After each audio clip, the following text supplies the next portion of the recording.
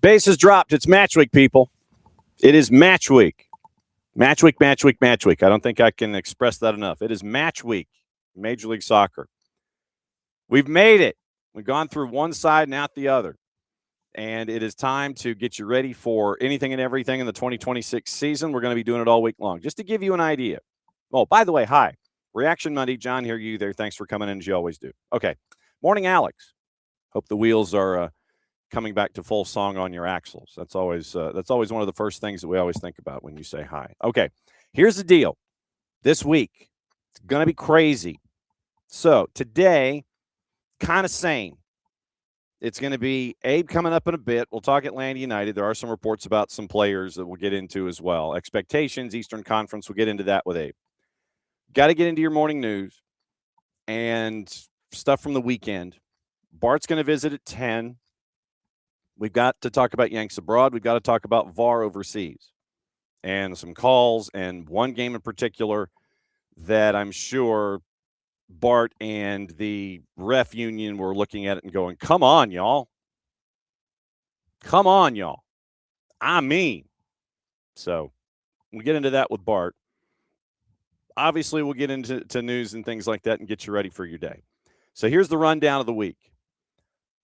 Tomorrow, we're going to have the head coach of the U.S. U17 team that has recently qualified for the U17 World Cup in Qatar in November. Alex Aldaz, he's going to join us right off the top. It's going to be the return of KCD. Casey White's going to join us at 10. And this is guests that I know right now. Guests that I know going into the week. So right now, and I've reached out to about another half a dozen folks, and we'll see if we can plug and play. So tomorrow, Alex Aldaz, head coach of the U17s, after winning in St. Vincent and the Grenadines. We're going to talk U.S. U17s tomorrow, right off the top. Casey White's going to join us at 10 o'clock. Wednesday, Jess Charman, who's got the first game of the season, by the way. First game of the season in Major League Soccer goes to Jess. Charlotte at St. Louis City, SC. 2:30, which is really 2:40. So 2:40 Eastern time kick. Jess has the first match of the season. She's going to join us off the top on Wednesday. We'll see if we can catch up with the busiest man in the Northeast, Dylan Butler. Like I said, that's what it looks like Wednesday right now. Red Clay Soccer Report, noon hour Wednesday. We're going to catch up with Coach Jeanette from GMC Prep. We're going to catch up with Brian Lawson from Jeff Davis. We're going to catch up with Kelly Bowler from Johns Creek and get a bit of a postmortem and a recap of Creek Cup. That's Wednesday, noon hour. Thursday, big news with Atlanta Amputee Soccer from U.S. Soccer. And so we're going to catch up with them and find out what the great news was. If you didn't get to hear it, then obviously we will we'll kind of break the story a little bit. But no, there was a fantastic award that was given by U.S. Soccer to Atlanta Amputee. And so we'll catch up with very, very cool news there. That's going to be at 9:30. That's going to be at 9:30 on Thursday. Yes, Thursday. And so that's going to be just if you didn't hear, by the way, we're going to catch up with Katie George, the co-founder. They won the 2025 U.S. Soccer Adapt and Thrive Disability Award, and that celebrates accessibility and inclusion. So Atlanta Amputee Soccer, big news for them. 9:30 Thursday, leading into the Power Hour with Nino and Nico. Friday is the Show of Chaos. Legitimately, the Show of Chaos returns on Friday. Our friend Kirk Reynolds at Major League Soccer and Apple TV, he is canvassing the planet. Canvassing the planet to see who gets to join us from our friends at Apple TV on Friday. We're turning over the show to them. The voices that you're going to hear and the folks that you're going to see all season long, they're going to be dropping in. Obviously, KCD and Jess will be our lead into that. We're going to see who else. Maybe we'll try and track down our friend Kevin Egan, see if he can join and be a part of things. But Kirk is going to And we can't do this without Kirk, without him at question at all. So our friends from Apple TV are going to be joining us all show long on Friday to let you know about what's on their mind as they head into the season, short of Jess and KCD, obviously. So, like I said, I've handed the reins over to Kirk when it comes to the booking. I don't know what it's going to look like. We went over the timetables last night, and it's like, okay, we start at 9:05, kind of end at 11:05. That's a loose construct. We can go long. It doesn't matter. So that is – and Will Pelagic is going to be joining us, the play-by-play voice of Charlotte. He's going to be joining us on tape on Wednesday. So he's a part of it as well. Like I said, I've reached out to about another half dozen folks, and we've got games this week. St. Pius and Brookwood doubleheader is Wednesday night, and Dalton and Johnson, the boys game from the Castle, that's going to be on Friday night. Mandy Cruz and I will have that one, considering that Jason and Mike are going to be on the road. So that's the week. Mike and Jason heading to Cincinnati on Friday for their 4:55-ish kick. And the guy that's going to be a part of that broadcast on 92. See, I can say this now. Part of the broadcast on 92.9 The Game and the Odyssey app. It's our buddy Abe Gordon. And we'll see how jacked up Abe is about all this stuff. So, are you jacked up, sir? Are you ready to go? Are you in mid-season form as we get into match week 1? How are you feeling right now? Yeah, I think I'm a little concerned about the schedule breakdown and how things have to start for Atlanta United. It's just a tough start to the season. So, and I mentioned this to you before, a lot of moving pieces. We maybe have our best guesses as to what the starting lineup is going to be, but we don't necessarily have a bona fide structure just yet. So, just a lot of moving parts heading into the season, and it just felt like last year you kind of ramped up with a couple of easy games there early on, within the first 2 or 3 at least. And this year a little bit different. You're kind of jumping right into one of the contenders in the Eastern Conference. So looking forward to that. Yep, Cincinnati on the board, and they are a minus 123 in the composite, courtesy of our friends at Odds Portal. 90-minute draws a plus 279, and basically Atlanta United right now is just about a plus 300 in the juice boxes. Not necessarily a surprise considering how both teams were last year. And to the point that you make about the schedule, it is at Cincinnati, at San Jose, then you come home for the home opener against Salt Lake, then you've got the early Saturday game against Philadelphia, then DC United comes in, and then you have Columbus, then you head to Chicago, then you go to Nashville, then you go to New England, then you go to Toronto, or New England comes here, then you go to Toronto, and that gets you into May. So happy 2026 to all of those who celebrate, yeah? Yeah, I mean, look, we talked about it, and kind of my philosophy is not going to change a ton of where it's always been. If you can get 1 point on the road, I think you're doing a good job. And so an opportunity early on in your first 2 games to kind of feel a little momentum before you come home and hope to get the full 3 at home. So we'll see how it plays out. But again, just kind of interested to see what the plan is, what the lineup is, and what is like noticeably, obviously different from what we saw last year to this year, with possibly the same players, but possibly new players, and also, the tactics and all that from Tata. Yeah, and you mentioned new players. The report came out yesterday from Tommy Scoops, Tom Bogert. It looks like, possibly, probably, that Fafa Pico might be added to the mix before the beginning of the season. We were looking at, winger striker. That was one of the positions we were looking at. And so now Jamal Tiare is in Columbus, and you might be adding Fafa Pico before the season starts. And Fafa has been productive last couple of stops. He was with the folks down in Fort Lauderdale and with Messi and friends. And so he was a good complimentary piece for the and friends part of things. And it looks like he might be headed this way. Well, and the question you have to ask yourself, is this a situation where you just felt you could add a talented piece, or is it a situation where you looked at what you had on your roster and you went to the upper stairs and say, we can't enter the season with just this? And obviously it's nice to add a piece, but it'd be better if you didn't feel necessarily you were forced to and you didn't have confidence in what you had. So we'll see, if he gets here, when he gets here, how long it takes him to get accustomed to the team, the teammates, and everything that's required of him, and the impact that he can have. But it's never a great situation to be adding someone this late, this close to the season, whether it's certainly you don't want to be adding them by need, but even by preference. You just don't have the ramp up period that is you need. And I think we've seen at times it's sometimes tough to get the amount of practices, the quality of practices once the season is underway, to really ingratiate someone. So hopefully that's not an issue. Obviously knows the league, which certainly helps. I know we've had those discussions, but we'll see how it plays out. But I'm never a fan of adding someone this late because it always feels like you're doing it to try and cover something up at the last moment, which is not the feeling you want heading into the season. Well, all right. Well, then let me counter it. Let me counter that with some guy named Joseph Martinez, because Joseph was a late pickup too now.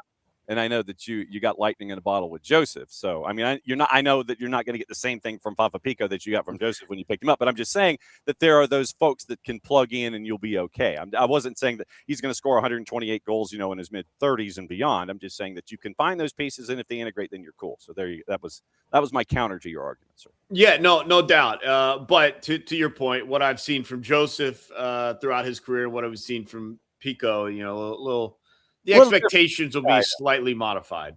Oh, so expectations. Let's get into that. I guess let's take it by position group. Expectations in net when you look at Jaden Hibbert and Lucas Hoyos would be blank. We'll play match game, I guess. Boy. Well, here's the question I found myself asking myself. And you went self? Yes, I said self. What is the plan for Jaden Hibbert if Hoyos is starting? Because this is still a young guy who needs minutes. He needs game action. He needs to develop. If the plan is for Hoyos, what are we doing with Hibbert? Like I don't know if there's value for him just being with the club, sitting as the second man. Maybe he plays here and there on a given 2-match week situation or one of the we have 3 matches in 7 days type stuff. Or is it a situation where you send him back to the 2s and you let him develop, or you loan him out or something like that? If he's not starting, what is the plan? Because you can't continue to develop a young goalie without giving him those minutes. And so it's going to be interesting to see if that is the case, if they do in fact give Hoyos the nod and what the plan is with Hibbert, or if because of the situation they say, Hibbert, you're not really where we need you to be, but we're going to put you in there and hope you develop and hope you get there relatively quickly. I guess, and you may know, I don't have any knowledge of like official decisions of who's starting. Right. It feels like maybe based on kind of what we've seen lineup wise that maybe Hoyos is getting the nod. And again, if that is the case, and who knows, like this could be Tata just playing tricks on the media the entire time and not really telling us and who's going to be doing what. It's like you got to prepare for both. That way, you got to sit there. Yeah, a little bit of that. But if it is going to be Hoyos, what's the plan for Hibbert? And then, like I've always said, I've been comfortable with Hibbert back there. But if that's not the decision, then I mean, look, I don't know a ton about Hoyos, but I'll trust the decision from Tata and go from there. And you've had in times past where you've had keepers who were in their mid-30s. You go back to the time in with Messi and friends, and you bring in Oscar. You bring in Oscar Ustari, and you have him as that experienced voice and those kinds of things back there. And so, like I said, right now that's what you're kind of staring at with that particular position. With the back line, you look at how it's going with defenders. And like I said, this is just a characterization at the time that they signed Elias Baez. So Baez, as far as we know, is still working through the international transfer certificate, P1 visa, all that kind of stuff. So 10 defenders. And this is taking, and you can go left back, right back, and you can take that and have it as one conversation, and then center backs is another. So Amador, Baez, Baracol, DCQ, who's probably out for another month, Mhm. Matt Edwards, Gregerson, Ronald Hernandez, Tomas Jakob, and Mihai, and Caden Moore, who's on loan to Philly through the end of the year. So those 9, you can break it up into outside backs and center backs if you want. Well, let's take Jakob out of this. It just feels like he's been playing a little bit more midfield than a true defender. So for the moment, I think you're stuck, obviously, with Pedro. And stuck's not the right term. That makes it sound like a negative. But I think for the moment, until Bias gets here and gets ingratiated to the team, I don't think you can run him out there day one. The question for me is now on the right side. If it's not going to be Jakob, are you going Ronald? Or is Matt Edwards kind of in that discussion? Again, a situation where you feel comfortable with both. But maybe Ronald, just from an experience factor, gets the nod there, and then we'll see what Matt does. And is Matt in the discussion on the left side potentially as well? For me, and this is just my preference, I'm Mihai and Stian in the middle. Right. But I think there's that Barracall is fairly in the discussion. That's, again, of course, assuming that we are going with 4 in the back, which, of course, we might take the field in Cincinnati and you're running all 3 of those guys out there. And I'm like, well, I put Barracall on the bench. Now he's in there, but so are the other guys. So who knows? Right. Honestly, that kind of makes this season, the start of it, a little bit more fascinating to me. Is just I don't have a read on what the plans are positionally, or necessarily formation wise. At least not like a definitive. I have an idea of what they're doing, but nothing definitive that I can take to the bank and say, here's what's going on. And while that makes planning for the pregame show a little bit more difficult than I would prefer it be, it does give us a lot to talk about. And when we get to the pregame show, I'm just going to be like, Maddie, this is what is going on. And I thought it would be this. It kind of is that. Tell me why. What is the mindset here and all that. And so there's just so much discussion to be had between now and when the opening kick finally gets there. I mean, and it even boosts once they have the official lineups and formation out, an hour before kickoff. So just a lot to consider. A lot of questions still remain. I feel like, and maybe it's just short-term memory loss here, I feel like most years we have a pretty strong idea of like, all right, here's your center back pairing. Here's your outside backs. Yeah, maybe there's a little switch here in the midfield if you want to go offensive or defensive or this or that. But we kind of could draw it up pretty close. This year, I think there's a number of positions where it's just a big question mark, and I really don't have a strong lean. Maybe a preference, but only mine, not Tata's. And so it will be really interesting to see when we finally get the lineup for game 1, what exactly the plan is. Okay, and I guess what we can do is we can operate under the premise of the television graphic of a 4-2-3-1. So I guess let's do that. Let's do that. So then midfield, we can take it in the you can take it with 6s, and then you can take it with attackers. So if we break it up into those 2 position groups, 11 midfielders currently: Miguel, Alzate, Jay, Adrian Gill, Saba, Alexi, Tristan, Santi Pita, Will Riley, Cooper Sanchez, Aiden Torres. I would imagine that obviously a couple of those are going to be spending more time with the 2s than they would be with the first team. But once again, you're going to be looking at multiple competitions, and you're going to be looking at how the vibe is during the week as to whether or not they'll be a part of the travel squad, maybe getting some minutes. So if you were to look at that group and break it up into 6s and attack in the midfield, what sticks in your mind?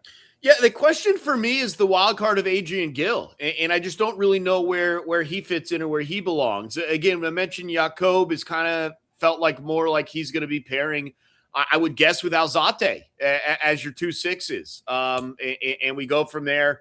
Obviously, Miggy and Alexi are going to be 2 of the 3 midfielders, with Latte Loth up top, and that kind of leaves one. I don't know the physical aspect of Jay yet, so I don't think he's in the discussion either. Is that where we see Gill maybe as a more attacking midfielder? Is that where Saba and Luke Brennan get the run? There's definitely a name out there, a midfield spot out there that I don't have the answer to. I would think that Saba or Luke probably have the edge there, but if you told me they were shaping stuff a little bit weirder, and Adrian Gill's going to be involved as well. He's at least been here a little bit longer now and gotten used to things. So I would think it feels like Jacob and Alzate in the back. We'll see how long that lasts. I don't know what Moyamba and what his role is going to be, and same for Gill. So I don't know. Like, again, it's just it's there's potential for odd formations or unexpected names joining Miggy and Alexi in the midfield. So I'm here for it. I'm excited to see it, and I don't really know how I'll respond to it or break it down. That's what Maddie's here for. She'll do all the hard work for me. Yeah. To your point on Tristan, we know that that Tristan likes to be a bit of a swashbuckler at times in the midfield, where he's the one that likes to go forward. And then does that mean that if he is part of the attacking mix, then what does that look like? So then that means that Alzate or whomever that 6 is gets to stay home a little more, and Tristan gets engaged in the play, or are they going to turn Tristan into a more of a 6 role where it's like, okay, in the quotation marks 4-2-3-1, where he is one of your 2 6s. Don't do that. And then you have the 3 in attack, where the left side is your question. And that brings into the notion of your forwards currently listed. Like I said, this is how the roster is listed by Atlanta United, and it's not necessarily attached to how things are with graphics. Your forwards are listed as Luke, Latte Lot, and Togashi. And obviously, keep the idea of Fafa Pico in your hip pocket. But Luke is now listed as a forward. So Luke left, forward, maybe Latte Lot, yes, Togashi backup. So the forwards you kind of get an idea for. And do you classify Luke as that forward on the left, or do you classify him as a midfielder, that left-hand side midfielder in the attack? So that's kind of where we are with those 4. Well, let me start with the idea of Moyamba as one of the 6s. You can't have a 6 that gives in to their urges to push, right? They have to play within the idea of responsibility. And I think at times, and I like Moyamba. I think he's fantastically skilled. I think mentally he comes up short at times and costs you. I just can't have a guy there that I don't trust to remain home at times, giving into those urges to get into the attack and push up field. So I don't have a problem with Moyamba being on the field. I'm not overly comfortable with him being a 6. Although that does put into the idea of when we bring Jacob in and we're like, this is our right back, and then all of a sudden he's in the 6s, that is because he is probably a more defensive-minded guy. It is a guy who maybe you can devote to staying home a little bit when a midfielder gets pushed up, or when an outside winger, right back, left back gets pushed up. He can maneuver in, slide in, and push whatever it is. So I would say it's possible, but I would be a little bit concerned if Moyamba were one of the 2 6s. If he's part of the midfield and they're doing some wonky diamond-shaped stuff, then have at it. He can be, above the 6s, but behind Miggy and behind Alexi, and make that shape work however it does. But I don't know if I love him as a 6. Yeah, and I thought that another word was going to come out of your mouth when you're talking about doing the midfield, and I was waiting for that other S word to come out on a Monday. But that's where we are, and like I said, keeping an eye on a couple of transactions. Obviously, Fafa Pico is one. We'll get into the other one with Matias Galarza-Fonda coming up here in a sec. But we're there, man. It's crazy. The next time that we talk on Monday, it will be about a game result in Cincinnati, huh? Yeah. Speaking of game results, did we ever get a report what happened on Saturday? Like I looked. It was rain. It was the weather. They called it off. Oh, so they didn't play. Well, that'd be why. I looked at multiple places, and I was like, I don't see any write-ups of this. So that makes a little bit more sense. Yeah. What we got yesterday was what they had the day before, and so that's what it was. It was weather. It was swirling. There's no doubt about that. So all right, that makes more sense because I kept checking for stuff. So there you go. It's here. I mean, it's here, and there's just it's a national TV game, which is pretty cool for Atlanta United to kick off the season in that manner. Hopefully, they can showcase something. And look, I think I can probably say this. I have definitely been too optimistic about Atlanta United in previous seasons. Some of those years I think were warranted. Last year obviously fell apart quite quickly. This year I'm pretty hesitant to get on out there and be like, this offense is this, or this defense, or that team is that. This is really going to be a year where, based off of the expectations and more so the reality of last season, I'm just going to kind of feel it out and see how things are trending and kind of assess as we go what I think this team is capable of. I don't think I was alone last year when I'm coming into the season. I was like, this should be one of the 4 best offenses in the Eastern Conference, if not all of MLS. This or that, and obviously nowhere close. Very hesitant to kind of get into that mode this year. So a lot more of a wait and see approach, which is probably healthier to begin with. I won't just be frustrated day in, day out by whatever happens on the field. I don't think this is going to be a season that's worse than last year. I think I can safely say that. It should be better, hopefully building towards something. And if we catch lightning in a bottle or get the surprises that maybe we thought we were getting last year, then I'm here for it. But I am a little hesitant. I am a little, I don't know if nervous is the right word, but cautious to kind of put this team and put expectations on this team without really having a feel for it. So we're not going to do that this year. We're not going to do any of these bold takes that fall horrifically flat on all of our faces. We're just going to watch and take it all in, break it down as we can. And looking forward to that. There's no doubt about it. So 3:30 on 92.9 The Game in the Odyssey app? I'd have to look back at my notes. What time's the game? They is 4:45. So then 3:30. Well, 3:30 with an extra couple of minutes in there for your listening pleasure. But don't forget, there's also a very special Atlanta Soccer Tonight, tomorrow night. Yep. Kind of a much more in-depth season preview. I'll be part of that, along with obviously Jason, you, Maddie, the whole crew is going to be involved. So really looking forward to that. Going to have to definitely pick Jason's brain off the air so I sound smart when we go on the air. But it's a big week, man. It's kickoff. We've also got a special show on Wednesday, Andy and Randy, the midday show. We're going to be live at the training ground. We'll have a couple of interviews for you between 11 and 2 o'clock there. So looking forward to getting back out towards Marietta, seeing the latest updates the training grounds got to offer, and setting the stage for the season. It's a big week. No doubt about it. As always, my friend, great to see you. We'll be catching up with you in person tomorrow for everybody with Atlanta Soccer Tonight and the season preview. And then we'll be back at it every single blanking day where we talk about stuff. It's good to see you, my friend. Yeah, it's time to grind, John. No doubt. Yeah, there goes Abe Gordon. He's going to go grind on his second cup of coffee, maybe. Properly hydrated to make sure that there is no cramping. Make sure that everything is okay with the calves and the hamstrings. And see, and this is the other part. We got to get ready for this Atlanta Soccer Tonight preview that's going to be on 92.9 The Game. We got to be properly hydrated for that.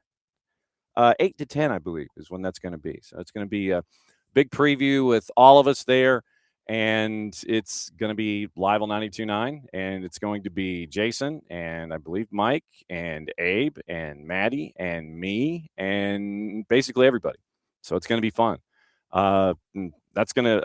This is kind of like the official kicking off of the week. And then on 92.9, you've got the AST preview and then everything else leading up to it. So once again, if you missed it off the top, busy as ish. And Friday is the show of chaos from our friends at Apple TV. There's many of them that want to come in and crash. You can come in and crash, talk about the season, talk about their game in particular. That's going to be on Friday. Friday's going to be wall-to-wall MLS preview with our friends from Apple TV.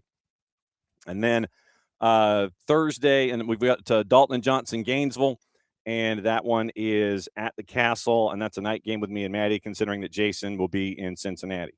So it will be big stuff there with the Major League Soccer folks on Friday. Power Hour on Thursday. We get to catch up with our friends at Atlanta Amputee for their award that they picked up from U.S. Soccer. That's Thursday. Wednesday, Red Clay Soccer Report at noon. We catch up with Coach Jeanette from GMC Prep, Coach Lawson from Jeff Davis, Kelly Bowler from Johns Creek. Then we have hopefully the busiest man in the Northeast, Dylan Butler, on Wednesday with Jessica Charman batting leadoff. Tuesday, it's the return of Casey White. She's at 10. Alex Aldaz, the U.S. U17 head coach, where they have recently qualified for the World Cup in Qatar. That was last week in St. Vincent and the Grenadines. They've made their way back. He's joining us batting leadoff at 9:05. We're taping Will Pelagic on Tuesday. He's going to be in the Wednesday show to get the Charlotte FC perspective as they get ready for their matchup against All Caps. Batting leadoff on the season, Jess Charman is going to be the play-by-play on that one in St. Louis. So very, very cool moment for those of us here in the footprint you got today. And like I said, I've reached out to another handful of folks. We got SOT tonight, and another handful of folks I've reached out to, and we'll see if we can plug and play with some of those folks to get more previews in and around match week 1. And I've also got some folks that are going to be next week because this week is entirely too busy, like Max Anderson, who's a part of the Chicago Fire broadcast team. He's joining us next week because this week being this week and next week not being this week, that's when Max is going to join us. And so I've got about a list of 6, 10 different dudes and folks. So I've got 10 different markets that I'm staring at. And we know that Max Anderson from Chicago is going to be with us next week. So I've got 9 that I'm kind of keeping an eye on, and we'll see if we can fill in some holes, and then those other folks will be with us next week. Now, mentioned Fafa Pico. That came from our buddy Tommy Scoops, Tom Bogert, and I think that the 280 character app is officially fixed. So it was difficult getting information this morning, but now that it seems to be allegedly up and running, news from Tom Bogert. And we'll get into the other news from Bogert coming up in a sec. And it was about lunchtime yesterday where he had mentioned that Atlanta United is set to sign Fafa Pico, turning 35 this week, 244 appearances since 2017, 13 plus 6 in his last 2 seasons on just under 2,400 minutes. So keeping an eye on that one. Also, and this was a conversation that if you follow our buddy Nico Moreno from Pulso Sports and Sounder at Heart on the 280, it was mentioned yesterday that Nashville is finalizing a deal to pick up wingback Reed Baker Whiting from Seattle, and it is a cash deal. It's one of the intra-league cash transactions, $800,000 plus add-ons. Reed Baker Whiting, 79 first-team appearances, and he can play either fullback spot featured at the U20 World Cup. So according to Nico, this was a move that made sense on a couple of different fronts for Seattle because of the surplus at that position. And Nico's point was that with depth at winger and wingback, it made sense for the Sounders to make the move, and new Nashville assistant Chris Little probably a factor in the club's interest in Reed Baker Whiting. So kind of keeping an eye out on that one. So fullback or on the wings, depth behind Lovitz and Nahar, starting potential for Reed Baker Whiting. So keep an eye on Reed Baker Whiting going from Seattle to Nashville. Nothing official yet. And I'm keeping an eye on my email to sit there and go, okay, is that official? But we don't know yet. So that's where we go. All right. So those are the moves that are domestic. Now, the one report from Germán Garcia Grova yesterday was last week we were discussing Matias Galarza-Fonda from River Plate. And Germán Garcia Grova came in yesterday with an update, and River had deemed Atlanta United's proposal for Matias Galarza-Fonda insufficient. The same was a loan offer with an option to purchase. And so keeping an eye on Matias Galarza-Fonda right now, he would be a central midfielder. Another central midfielder for you. He has played at the 9 and he has played as a 6. He's a central midfielder. So his form at River Plate, and we went into the notion of his agent Carlos Leite, and Carlos Leite does have some players that are in Major League Soccer, and and a lot of them have to do with he has a lot of Brazilians in his stable. So he has João Gomes and Andre at Wolves, Gabriel Sará, who is at Galatasaray, Gerson, who is at Cruzeiro, Paulinho, who is at Palmeiras, Talisca, who is at Fenerbahce, And he also, and when it comes to Major League Soccer, when it comes to value in the Laite stable, Gabriel Peck and Talis Magno. So that's the agency that you're looking at here and the direction of the players. But most of the players in the agency that are attached to Matias Galarza-Fonda are of Brazilian descent. So Talis Magno is there, and he is NYC, NYC, Gabriel Peck at LAG. So Matias Galarza-Fonda, one of the non-Brazilians, he is both Paraguayan and Bolivian descent. But in that stable, there is a history of Carlos Laite's agency dealing with Major League Soccer. And that was the point that I was getting to. But Matias Galarza-Fonda right now under contract through 28 and listed at €3 million in value, according to our friends at Transfermarkt. And so right now, going with that as your figure, if that's what you were looking for, the figure attached to Matias Galarza-Fonda somewhere in 3. Right now, it was listed as insufficient from the perspective of River as they were trying to bring in Matias Galarza-Fonda to Atlanta United. So we'll keep an eye out on that and see if that one continues going forward with and everyone is referencing the initial story from Herman Garcia Grova. So keep an eye on that one. And that is another one that would be adding another midfielder to the mix. And so once again, we're keeping an eye on that. River has, if they do, and Galarza-Fonda is a left-footed midfielder. If this was to happen, then River would have until the 12th of March to come up with a replacement. We talk about windows and their lengths. South American windows are open far longer than what we've seen in Europe. Turkish window just closed. And so the South American windows are open into March. And so River, if they decide to go through with this transaction on any level, they would have until March the 12th to come up with a substitute if you are looking for a substitute, if you're a fan of River. So that's where we're staring at right now, and it'll be an opportunity to see if Atlanta United makes any moves between now and the beginning of the season. So we'll keep an eye out for that. Just for reference point, Fafa Pico, his base salary last year was $600,000, guaranteed compensation at $642, and so if you were to compare that to Jamal had a base of $700 and guaranteed comp of $730. So if you use that as a base, in theory, you would anticipate that if you're looking at it from a salary perspective, then Atlanta United would be paying less for Fafa than they did for Jamal. So it's and you never know, that 100,000 could make a difference somewhere down the line. But if you use that as a metric for what you're looking at when it comes to your cap. So last year, Jamal guaranteed comp of $730. Last year, guaranteed comp for Fafa Pico at $642.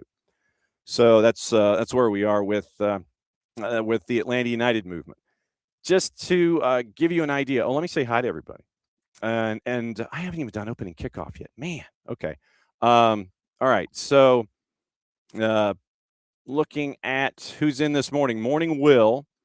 And Will, I think that part of Will obviously looking at striker depth, and that's why you bring in somebody like Fafa Pico. So, Cayman Togashi, the trust goes to Tata Martino, but, like I said, that's why you have the reports about Cayman Togashi.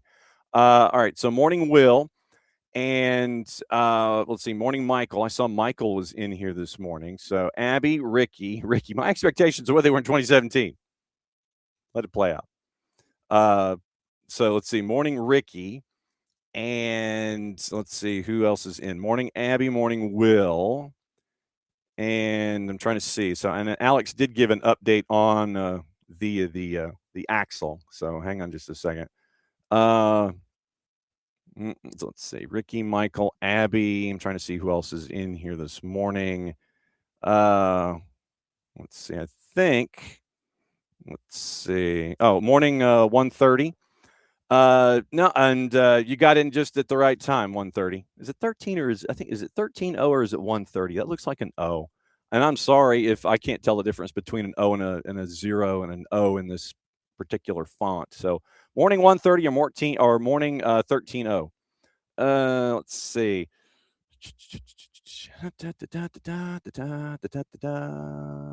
Oh, yes. Thank you, Abby. Scott Flood wanted me to remind everybody, our master of commercial, SDH Chant app. You need to rejoin. Automatic renewal is off. So rejoin on Chant. So if you are a part of everything on the Chant app with SDH, right here, right there, Chant, rejoin. There it is. So it's kind of thinking at the moment. But yes, and so renew. Yeah, because when you tap on your Fanatico's membership, and once again, you're looking at all of these discounts. So once again, it is $10 per membership to be a Fanatico, and you get all these great discounts at all these really cool places. And it's always really cool to have this, to remember, be a part of the Fanaticos. And once again, go to the Chant app, download it, and it's the Soccer Down Here element that's attached to Atlanta United. So Chant app, and you have to renew. So renew when it comes to everything with the Chant app. So we all can be on the same page when it comes to Atlanta United coming up this week. So renew. And I'm probably going to mention this a lot this week. So on the Chant app, and it's $10 a year for membership, and all of that helps out our Soccer for Good campaigns and everything that's attached to it. So renew on the Chant app, people. Probably something I'm going to have to write down and renew all and talk about all week long. So I'm going to do that right now. Renew on the Chant app. So I'm going to sit here and go renew Chant app. So now I've written it down so that way I can talk about it all week long. Renew on the Chant app right there. And so we talked about Fafa Pico, we talked about Herman Garcia Grova and Matias Galarza Fonda. And so that's where we are with that. Okay.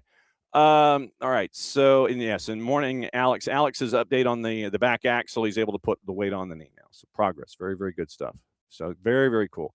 And thanks to everybody who's a part of us, not quite talking in the Twitch pitch. Don't be shy, but it's okay if you just kind of want to watch and be a part of the conversation there too. So very, very cool stuff. And it looks like maybe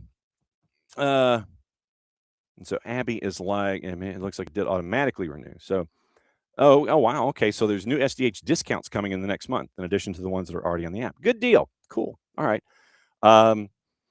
Abby with the updates on everything with the SDH on the Chant app. And remember, like I said, it's $10 a year, but like I said, it goes to all of our initiatives for Soccer for Good, and it helps out that aspect of our growth and our existence here in 2026. Okay.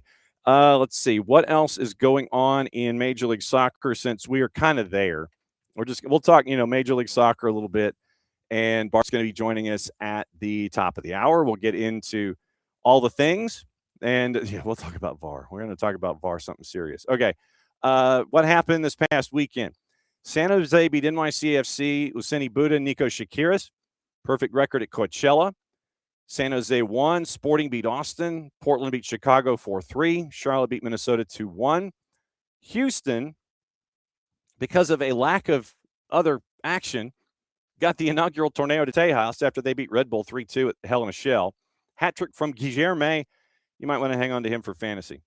So Houston beat Red Bulls 3-2. They got the Torneo de Tejas. Elsewhere, DC beat All Caps 3-1.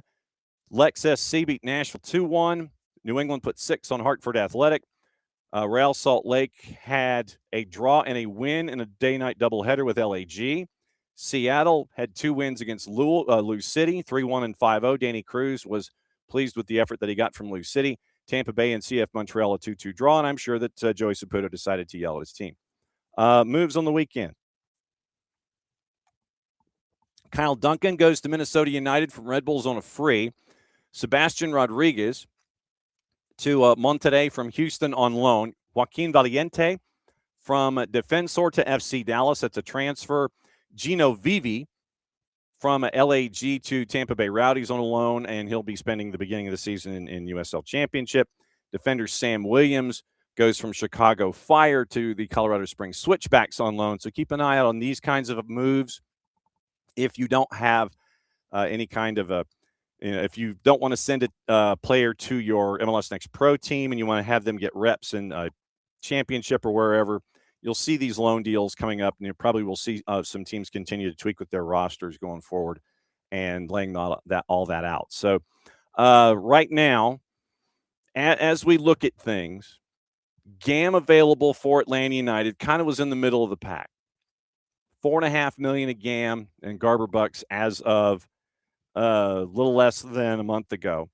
And so you've now added Elias Baez. He's going to be one of your U22s. Right now, you're 3-3. You still have one U22 position available for you. And if I'm not mistaken, if you went for Galarza Fonda, I think he would be a U20. No, he's 24. Okay, so he would be an AM player. I thought for some reason he was 21. We'll keep an eye out on that. But right now, Atlanta United at 3-2. You still have that third U22 position available for you. And so keep an eye on what that might look like. But middle of the pack when it comes to your Garber Bucks that are available. And Miguel ATLUTD, Miranchuk, your DPs, Tomas Jakub, Elias Baez, or your U22s, you still have that third U22 available for you. Austin is the team to look at that is really hurting when it comes to all of their AM. Only 2.5 available on AM, and most of that was kind of given to you. The number I think was 2.2. I think was what your yearly number was, and so not a whole lot of game available for Austin. But of course, with their investments, obviously you bring in somebody like Facundo Torres. You're 3-3, and looking at right now, I think Mirto Uzuni is still in camp. And there were discussions, Mirto Uzuni, because I know that last week there was a discussion about him going outbound.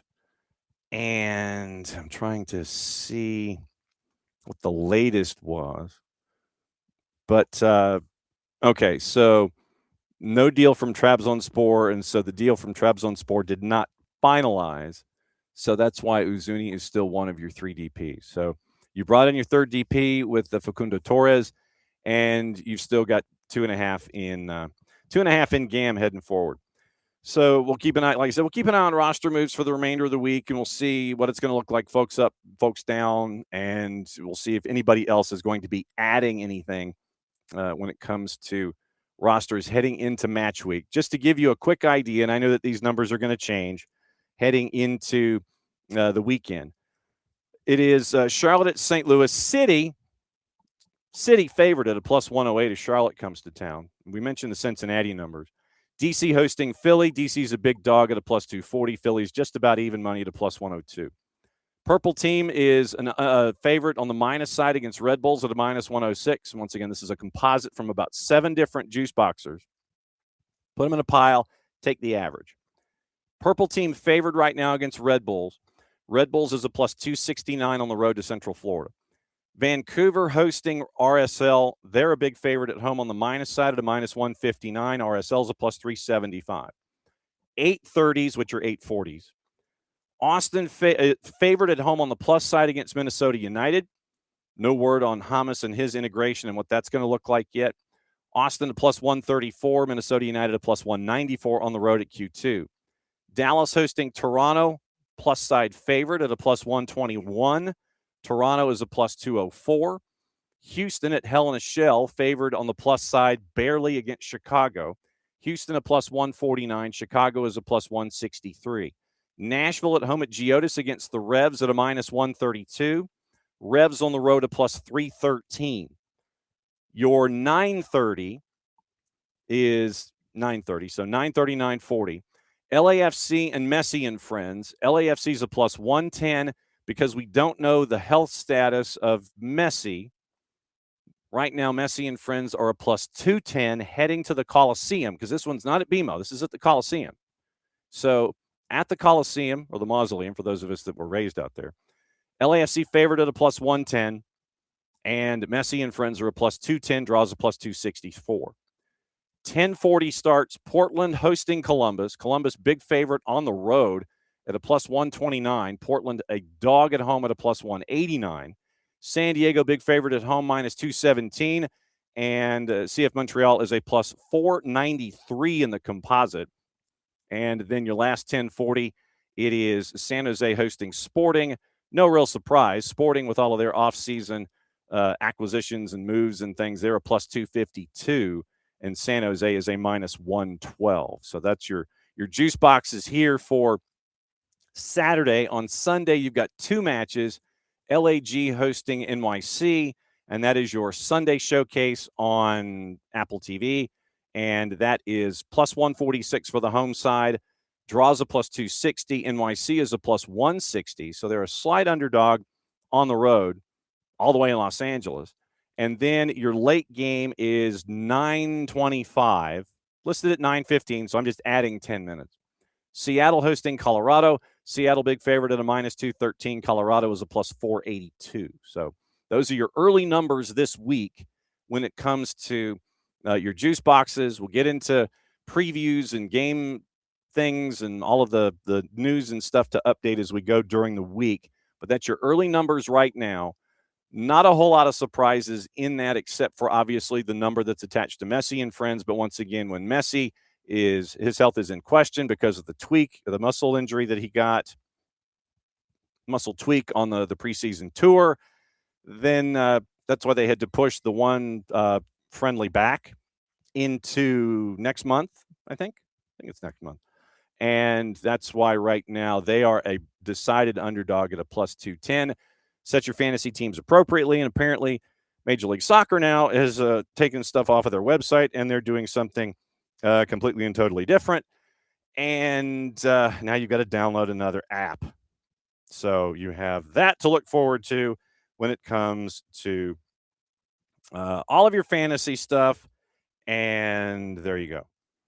All right. So Bart Keeler joining us in a couple of minutes. We'll go through a lot of different things and get you ready for the week as it will be. Since we mentioned Tom Bogert, let's go to our buddy Ben Jacobs and break everything down on the European side of things when it comes to players, player movement, desires, and all that kind of stuff.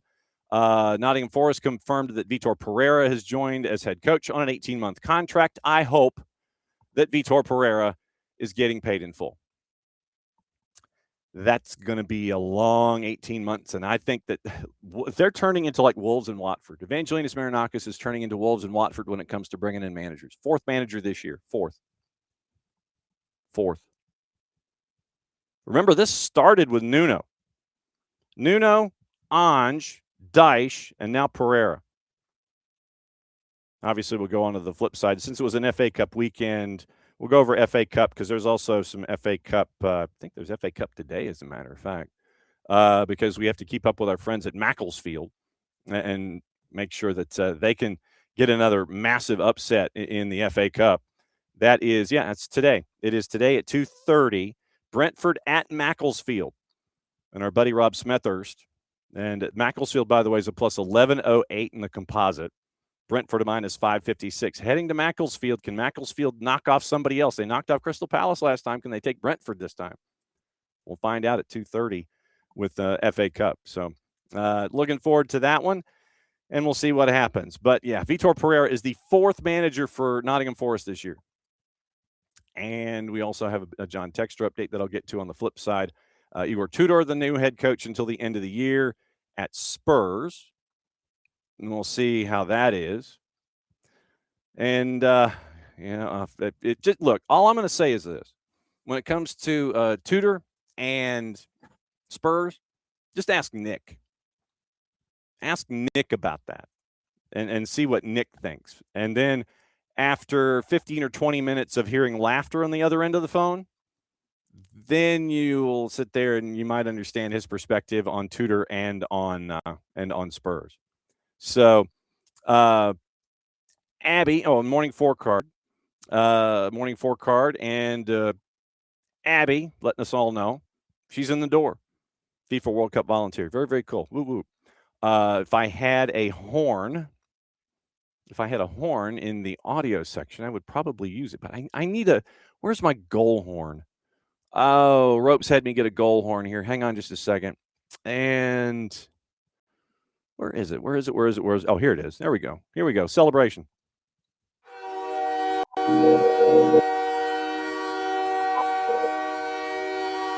There you go. How about that? We got a goal horn for you. So any kind of celebration from anybody in the Twitch pitch from now on, we'll play the goal horn. So yeah, that was on Ropes' suggestion for any kind of like breaking newsy kind of things. That's the different kind of breaking news.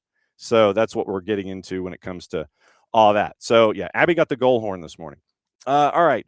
Let's see. And like I said, I'm waiting on Bart to come in. We're going to have a lot to talk about. A lot to talk about when it comes to VAR. And literally, it got to the point, and this is, I'm not going to play the soundbite, but you literally had people, it was such a bad weekend in England where VAR was concerned. You literally had hosts teeing up pundits about VAR and ishing on referees where they believe that VAR is a crutch now.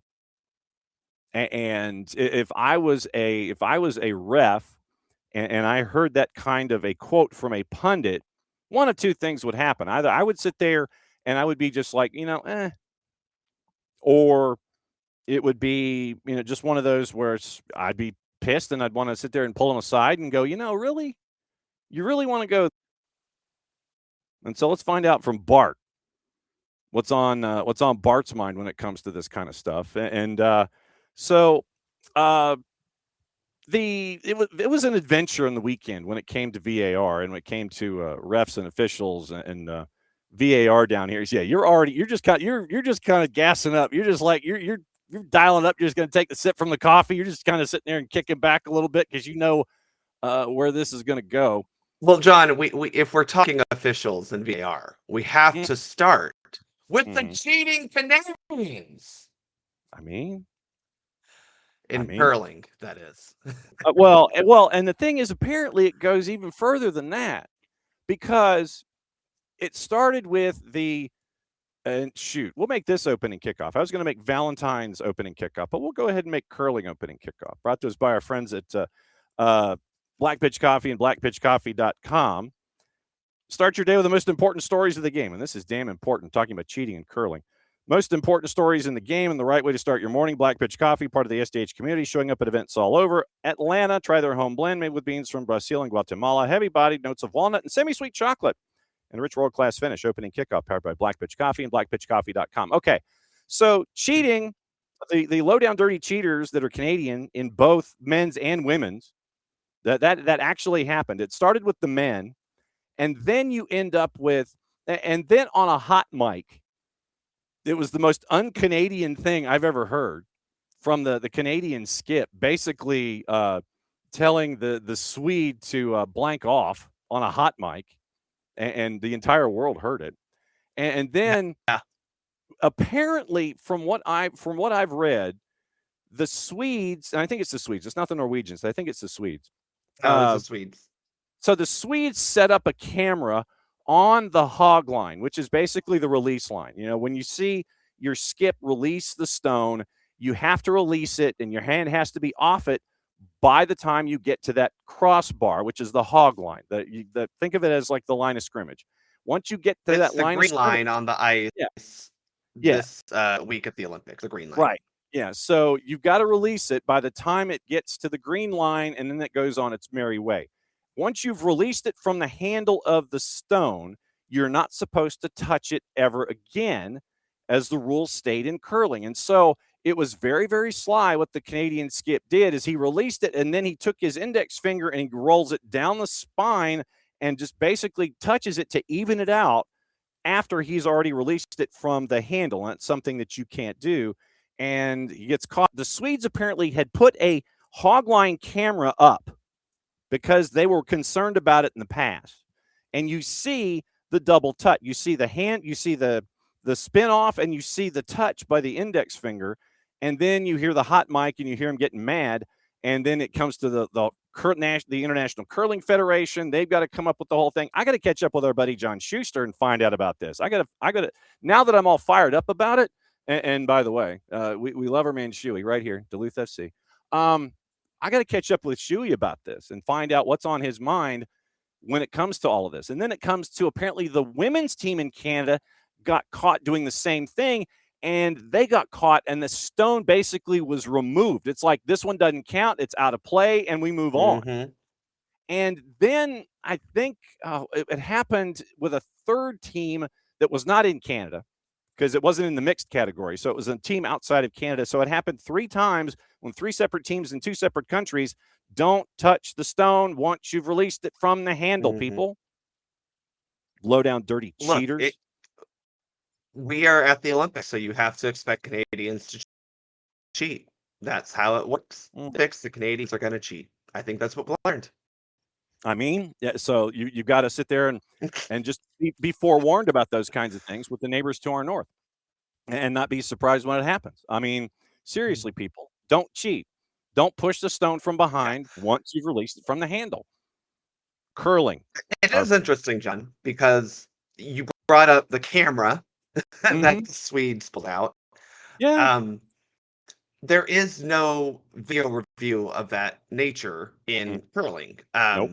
Curling is a gentleman's game, a ladies' game, if you will, and you are supposed to call your own faults, and you're supposed to own up to when you've been called. And most of the time, this does come down to like, oh, I happened to maybe touch one of the stones in the house because, I'm sweeping and I was paying attention to the one behind me, or if you are watching, you'll notice there are lights on the handles of the stone that indicate a good or a bad release if you got it released before the hog line.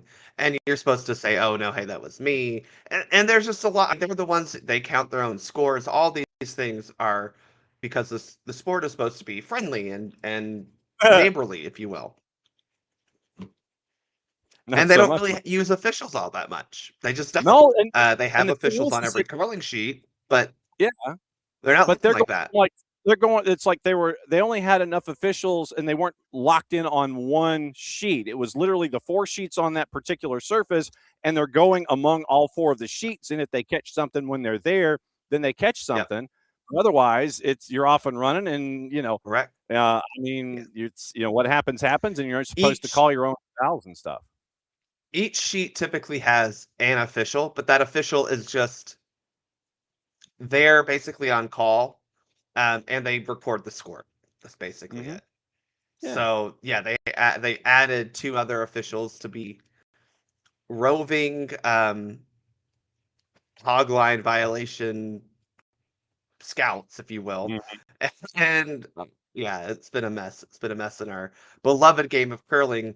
I think Parma, unfortunately, is working against Sweden, who are 1-4 right now. Nicholas Edin, who is a 4 straight medal winner at the Olympics and a 7-time world champion. He's a fantastic curler, and his team has been pretty consistent throughout all that time. Hasn't been working in their advantage, so hate to see that for Sweden for trying to play by the rules, but at the same time, it hasn't necessarily worked for Canada. Both their men's and women's teams struggling a little bit. Their mixed doubles teams didn't make the playoffs, unlike their neighbors to the south, who got a medal in the mixed doubles event. It's been fun. I will say, shout out to both the men's and women's teams on the USA side. The women's team looking mighty strong right now, and they are entering the end of their schedule of round robin play, and the men youngins. I'm sure when you talk to Shuey, he will tell you these kids are. I mean, they are kids. They are no more than 25 years old. I think the only thing for their even with Rich Ruonen, who's a bajillion, who's 54, right? I still think that average age is 27. Yes, well, and they are a bunch of young kids. And it's an inexperienced skip, and what is it? If you keep your head about you while those around you lose theirs, and you're a man now, my son. And when you've got an inexperienced skip in this kind of a situation, you may not necessarily get the gravity of it all. Hey, look, be that unconscious, so let's see. I'm almost done. All right, so I've just officially now sent the email to Shuey to see if he can come by this week. Okay, to talk about, Duluth FC and Minnesota United, and we'll probably try to get a little curling in there too. Okay, that's opening kickoff in hour number 2. Brought to us by our friends at Black Pitch Coffee, blackpitchcoffee.com. We start your day with the most important stories in the game and the right way to start your morning. Black Pitch Coffee, part of the SDH community, showing up at events all over Atlanta. Try their home blend. Made with beans from Brazil and Guatemala, heavy-bodied, notes of walnut, semi-sweet chocolate, and a rich world-class finish. Opening kickoff, powered by Black Pitch Coffee, blackpitchcoffee.com. Okay.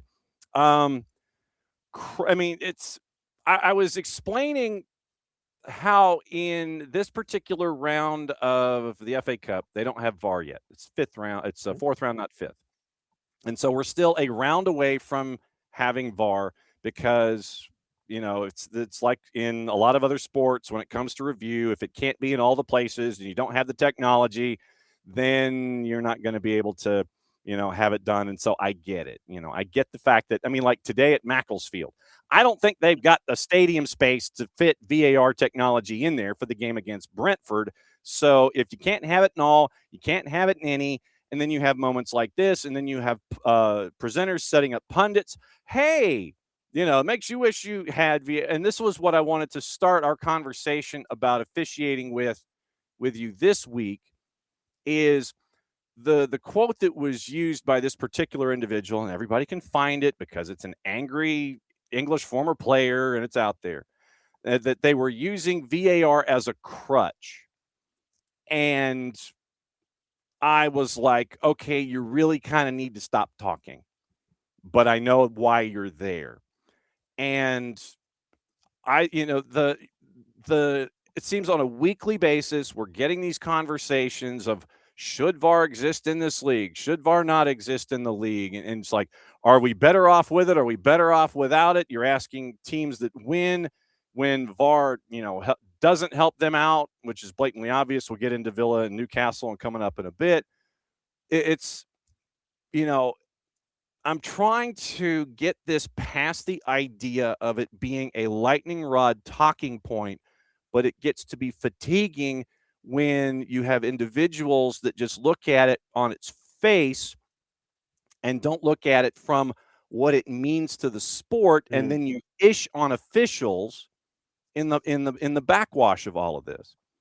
I don't think it's used as, I don't think in England anyway, I don't think it's really used as a crutch. I think that you have, unfortunately, in Major League Soccer, sometimes you have individuals that want to re-referee, and I think that that's the problem.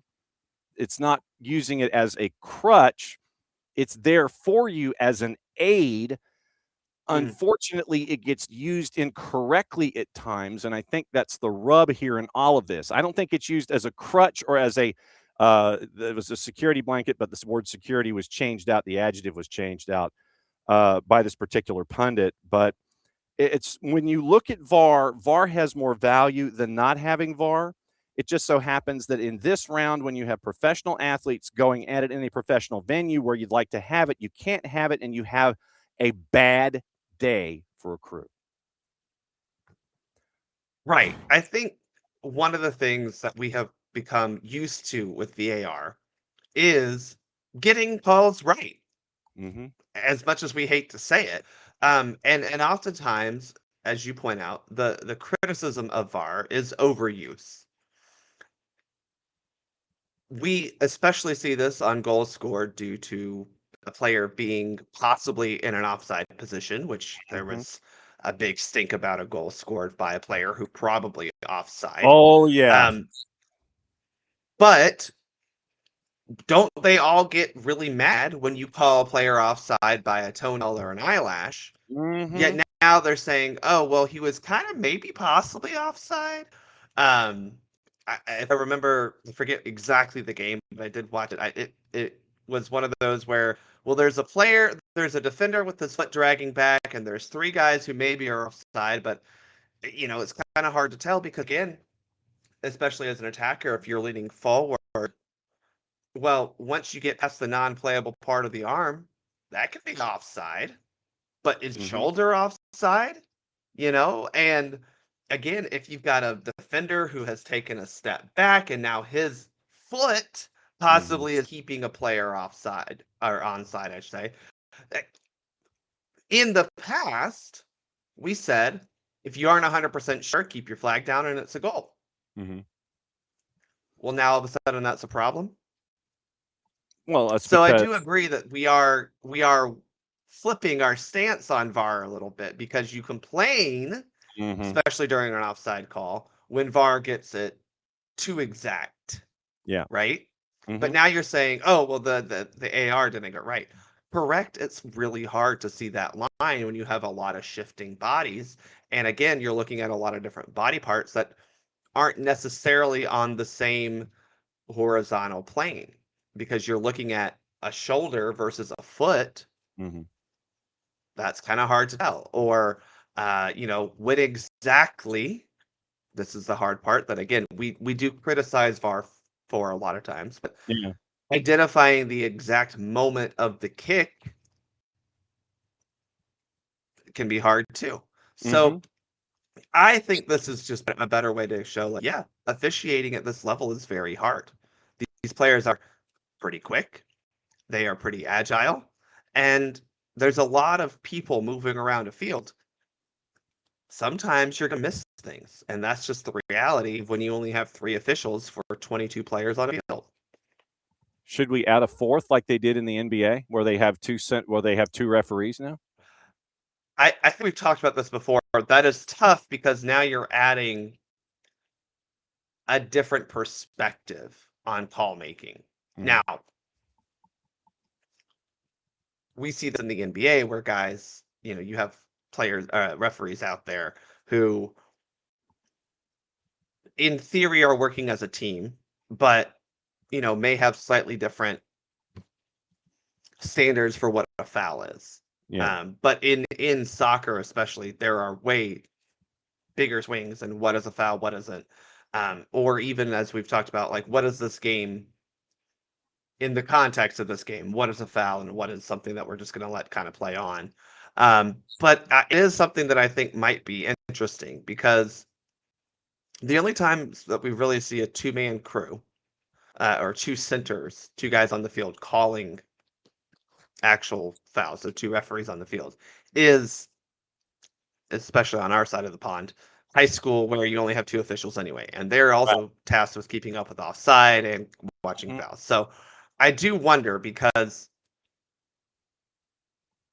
there are ways for, I think, maybe another official on the field to be tested, and I, to my knowledge, we have not gone through an actual testing of that potential. Now, I don't think you want to do that at any sort of competition, which is kind of the hard part. A lot of the tests we run are done at youth levels, or MLS is sometimes a guinea pig. But adding a whole nother official on the field that's calling fouls, I'm not sure in what environment you truly test that, because that's not a rules interpretation. That is a full-on disruption to what we normally see. But it is interesting that this is because, we don't have VAR, which VAR literally just means video assistant referee, which is adding another referee to the crew. So is it all moot if we're just adding it if we have VAR? Yeah. So, and this is, we get lost in this idea sometimes, where because VAR is available in the professional sphere, that when it's not in a situation like it is in the FA Cup, then we're stuck, I think, in that mindset of referring to our VAR brain and not the 1990s brain, where you're currently adjudicating the match. It's like you've got to shut off the idea of VAR. Okay, it doesn't exist. It's an unperson. It is not here. And in the not here sphere, you're going to have, and our friends at the Athletic have the still of Tammy Abraham with Villa and the 1-0 lead in the 15th minute. They've got the still up and down the line of the 18, where Abraham is behind, and his shoulder is behind two of his teammates and the last defender for Newcastle. So, yeah, okay, great. You've got the still. Okay, cool. Yes, Abraham is in behind, and yes, he eventually would score, but you have to treat it like it's the 1990s. Go back to black and white tape, whatever sphere you want to put it in, but you can't. You can backseat drive it a bit, like we've always done. Hey, this was offside. Yeah, okay, he had a bad day, but VAR's not involved, and so you're trying to conflate VAR in a situation where yeah, you'd like to have it, but you don't. And this is the other part in all of this. It's like you're trying to conflate all this information, throw it into one pile when one part of it is irrelevant to the conversation because it's not there. Does that make any sense? Well, and let me just also say, shout out to the Athletic for getting us still, but that still is not taken from the exact angle of the offside line either, which again, John, as you and I have talked about in cinematography down here, Yes. this doesn't always line up, right? But I think again, it's a great example of there's very clearly a Villa player in an offside position, but that player is also kind of blocking the view of Tammy Abraham, and so again, okay, his shoulder is offside, which means he should be offside, but you have a defender whose foot is planted on the ground farther back than the rest of the line, and Abraham is slightly leaning over what does that mean? Mm-hmm. And again, it's tough, and unfortunately, I think this is, as you said, you have to go back to pre-VAR days and say, okay, well, in this case, which again, most matches that happen in this sport Mm-hmm. do not have video assistant referees or any sort of video support. Yeah. They are done with the naked eye. Mm-hmm. And for some reason, that's just not good enough for Premier League footballers to actually do their job correctly. I mean, maybe it should kind of, clothe your eyes so they're not naked, and make sure that you're okay in that regard. And then there was another instance where it was, I mean, literally we could spend like 90 minutes on this match alone because you had a studs up challenge, you had the Abraham goal, you had a handball, and I'm just calling the play as it was referenced, not the result, but you had, call for handball inside the 18 where you have a player. And to me, it looked like in the Zapruder aspect of it, it looks like it hits the player in the crook of the shoulder as a part of the body spinning away. So to me, it would not have been a handball anyway. So you have a handball call, you have a studs up challenge, you have a goal that was given on what should have been an offside call. Those were the hard ones. And then you end up with the moment in the 42nd, just before like 45+2, where a keeper kind of goes out to lunch with the brain, and it was an easy one with Bizot and his moment of madness. So, I mean, Newcastle and Villa is going to be a teaching tool for a bunch of different things. Totally, and that's again. Even if you had VAR, that doesn't mean that this is less chaotic of a match. People just now would complain about VAR saying, "Oh well, that should have been a handball, but VAR got involved, and now all of a sudden they're getting too technical." Yes. As they sip their tea and cry about something that doesn't actually affect their life. Pinky So, in yeah. It sucks, right? Because I mean, I think that is you're allowed to say that. It sucks when the referee sees the foul or sees something that isn't actually an infraction, and they call it. Would that have saved a goalkeeper who is, I don't know, 72 yards outside of where he should have been, taking a guy out with a lot of force? Mm-hmm. No, that's a red card. But the handball calls are justly criticized, but who's to say they wouldn't have criticized had VAR been involved anyway? Yes. So, easy one for Marco Bizot sending off before half. I challenge in Jacob Murphy, and yeah. So I don't know where he was or why. I do not know why he was where he was. I mean, just it's one of them things, as the kids say. So it was all over the place. And then I want to go to Serie A for a second before we get into Yanks Abroad, and I want to go to okay. The Kalulu red. And this is where we're both going to have to stare at it because I wrote it down, and you had Serie A, the head of the Referees Association in Serie A, apologizes after giving a red to Kalulu. Juve loses in 3-2 fashion, and so he's shown a red by Federico Lapena, during the 3-2 loss to Inter. So the referee designator, Gianluca Rocci, said the match official was clearly wrong in showing Pierre Kalulu a second yellow during the loss at Inter and apologized. He was sent off after Bastoni goes to ground, and then, of course, gestures demanding a card, indicating Kalulu grabbed his shirt. Then TV footage shows that Kalulu wasn't nowhere near. Didn't grab his shirt, didn't do nothing. No contact, nothing. Juve loses 3-2 when they were down to 10, and now Inter is 8 points clear at the top. Quoting Rocci on La Penna, "We're very sorry about the incident, about La Penna's decision, which was clearly wrong, and about the fact that VAR could not be used to rectify it." Once again, going back to VAR.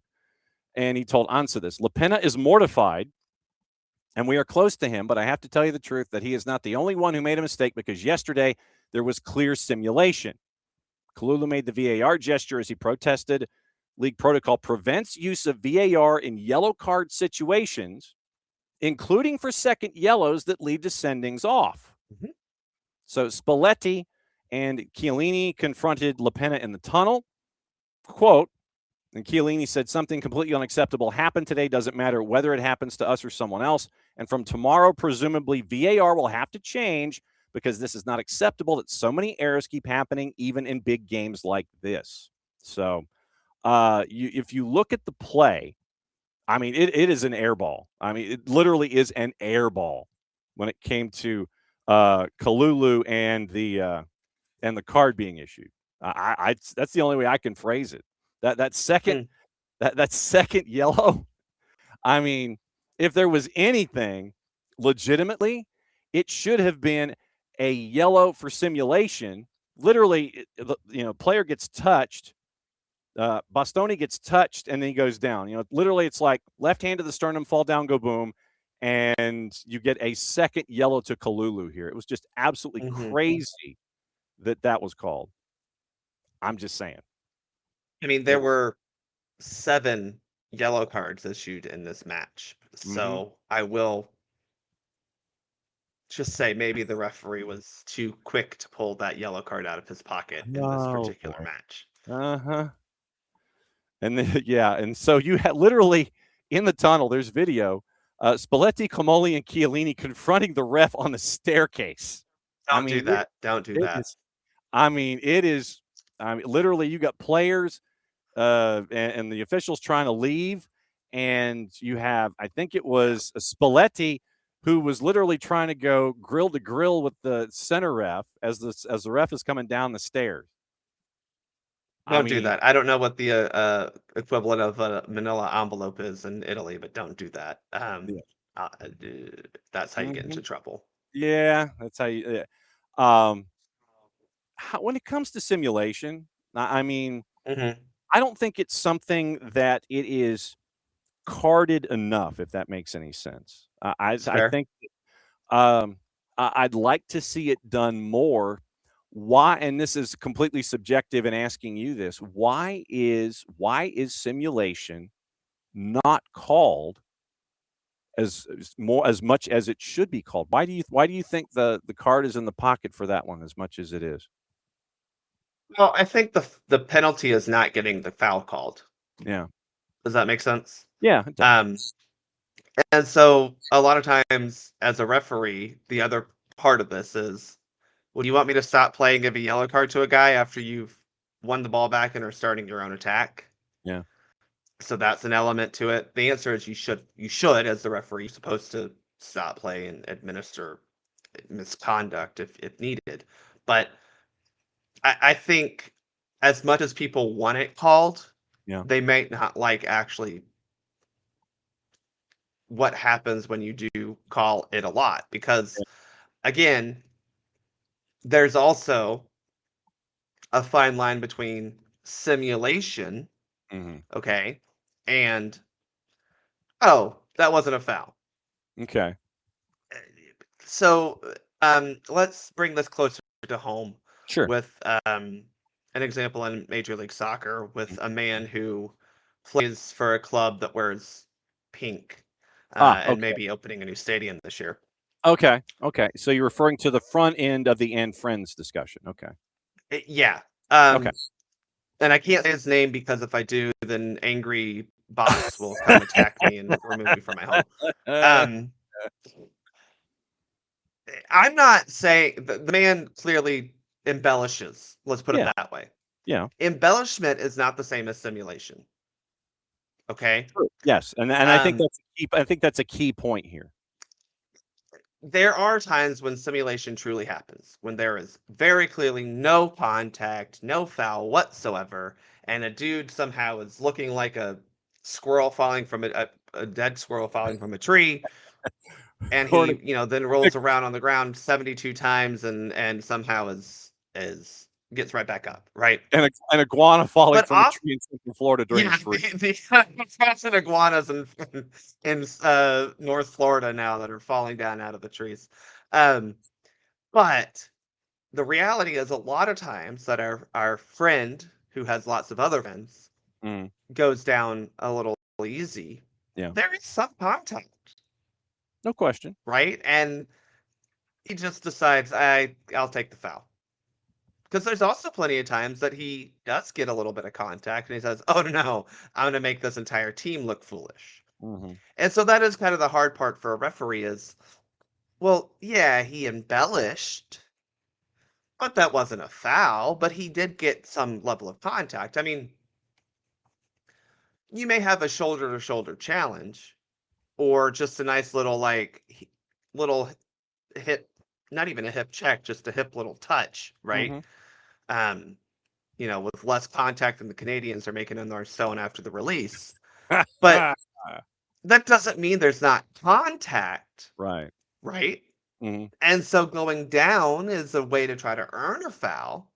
But simulation, I think, really, to get a yellow card, most of us look at it as, oh, there was no way this was a foul. This is no way there was any contact. The old trope of you jumped over the player's leg, again, like a squirrel falling from a tree, hands out, legs out, trying to get a foul when there was no contact whatsoever. So I think the problem here is if there's a little bit of contact, it's not really simulation. It's a little bit more on the embellishment side. Now, again, the referee saying, no, that's no foul. There are things that you could say, like, oh, okay, maybe we need to have simulation here. But it's hard because simulation truly does kind of insinuate there was no potential foul there whatsoever. And anytime there's a real challenge or a tackle or any sort of contact, I just don't think that you can card someone for simulation in those situations. And I think that what you have raised is a key point going forward, is the difference between embellishment and simulation. And I think that is something that we all have to keep in mind here when we look at our definitions of what we see on the field. Embellishment, adding to a previous act. Simulation, independent of an act, trying to join two acts together, I guess is probably the best way that I can phrase the difference between the two, yeah? Simulation is when you say that your sibling hit you when they didn't do anything, right? Embellishment is they touched you. Mm-hmm. I'll quit it. And now you have just decided that, oh my gosh, this contact is equivalent to murder. Yes. So, it is very... Yeah. Yeah. So what I would say, and I think that this is a good time for reminding this as we head into match week 1, just remember the difference between embellishment and simulation. Because what you're also doing when you are trying to embellish, you are trying to find your limits with the man in the middle. You're trying to figure out where the line is. And then if you have a particular level of embellishment, like if you go to 11 and you're embellishing and your embellishment goes to 11 and you get the call, then you're going to try to see if you can go to 12 because that's one more than 11, which is one more than 10. Yeah. And then when you figure out where that line is, then you'll dial it back to 11, which is one more than 10. And so that's what we're trying to gauge here, just to remind folks embellishment, simulation, two different things. So just when you're referencing these kinds of things in game state, just remember that those are two separate deals. Yanks abroad. And The Brendan Yanks were abroad this weekend. Yeah, no doubt about that. Brendan To be fair, lots of Yanks abroad this weekend. Yes. This whole week. So Yes. we are talking about the ones playing soccer. Yes. Yeah, in the Big Five league. So Brendan Aronson comes on at the half, converts his spot kick in the shootout win over Birmingham City, plays under 52. Jedi Robinson plays a full 90 for Fulham in their win against Stoke in the FA. Benched for Fulham's last two Premier League matches. Jedi goes the full 90, and you get an almost rotated lineup for the team that lost to Manchester City. So you end up with the win. You advance in the FA Cup. In France, I still need that drop. I can't find it anywhere. Flair and Balogun goes 76 minutes for Monaco and a win. Tanner Tessman goes 90 with a yellow card and a win. Mark McKenzie goes 90 for Toulouse and a loss. Tim Weah, 90 minutes with a yellow card, and he got a 4, according to L'Equipe. And L'Equipe goes 1 to 10. They go low to high. So Tim Weah gets a 4. Lacks marking as if he were expecting Godot somewhere else at the Strasbourg far post. A duel lost against the same player who caused problems on the play that led to Nanasi's goal, brought some energy, made a few fine interventions, and in front of Enciso. Also lacked composure and precision, cracking like his teammates late in the match and finishing with a yellow card at 90+9. So they were not high on Tim Weah on the week. Germany. And Germany flips theirs, which is silly. Instead of 1 to 6, low to high, the build says that 1 is the highest that you can get, and 6 is the lowest. Noakai Banks, middle of the road, got a 3, played 90 in a win. Christopher Lund, 90 minutes in a loss. James Sands, 69 minutes. Nice, but it was a 4-0 loss at Leverkusen. A couple of cups of coffee from Malik Tillman, Joe Scally. Paredes, Downs, and Maloney are ill. Gio Reyna, Cole Campbell injured. Timothy Chandler, Marvin Dills did not dress. Joe Scally, who had started 17 games from Gladbach this season, late sub for the second straight match. So that gets us through Germany. Weston McKennie, he ain't bad. Sets up 2 equalizers in the 3-2 loss, in the loss where we were talking about VAR. Second assist on Locatelli, tied it at 2. Juve was a man down. And then you get the goal at 90 minutes. So Weston McKennie, if he ain't scoring, he's assisting. And according to Gazzetta dello Sport, he's asking for a new contract, doubling his current annual salary of about $3 million. Current contract runs out at the end of the year. Combined with form gives him leverage. Gazzetta referred to McKennie as a leader who carries Juve and is one of Luciano Spalletti's quote, end quote, untouchables. You like apples? Look, 4 goals, 4 assists in Serie A this year. I think he has certainly won over the new manager. Now, the problem for Weston McKennie is it's Juventus. That manager may somehow not be there by this time next year because that's how this club operates. And that's always been his struggle at Juventus, is winning people over. Because I'm sure Nick Alifi would attest to this. There are societal factors that play when judging Weston McKennie's performance.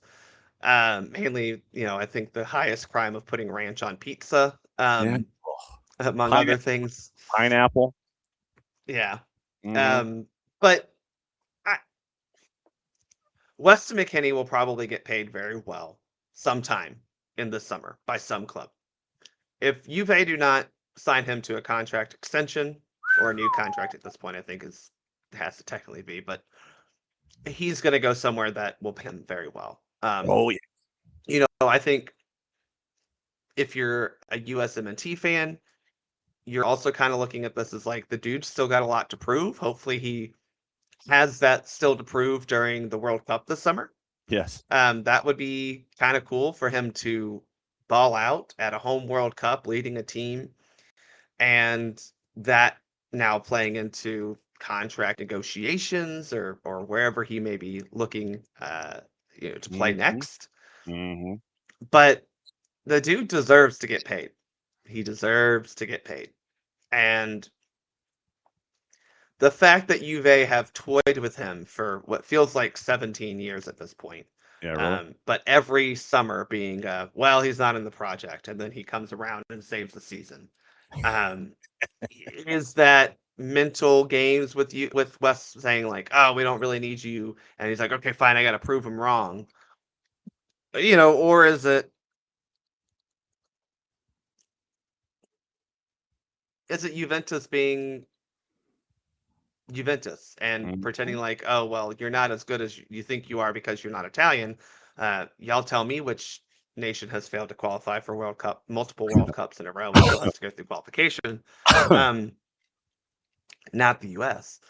But it is interesting how this continues to play out for West. But he's playing so well right now Mhm. across all competitions. Someone is going to pay him this summer. Juventus just have to decide if it's going to be them or someone else. Mhm. And Mhm. if I'm Juventus, I don't want it to be someone else in Serie A. Yeah. Yeah.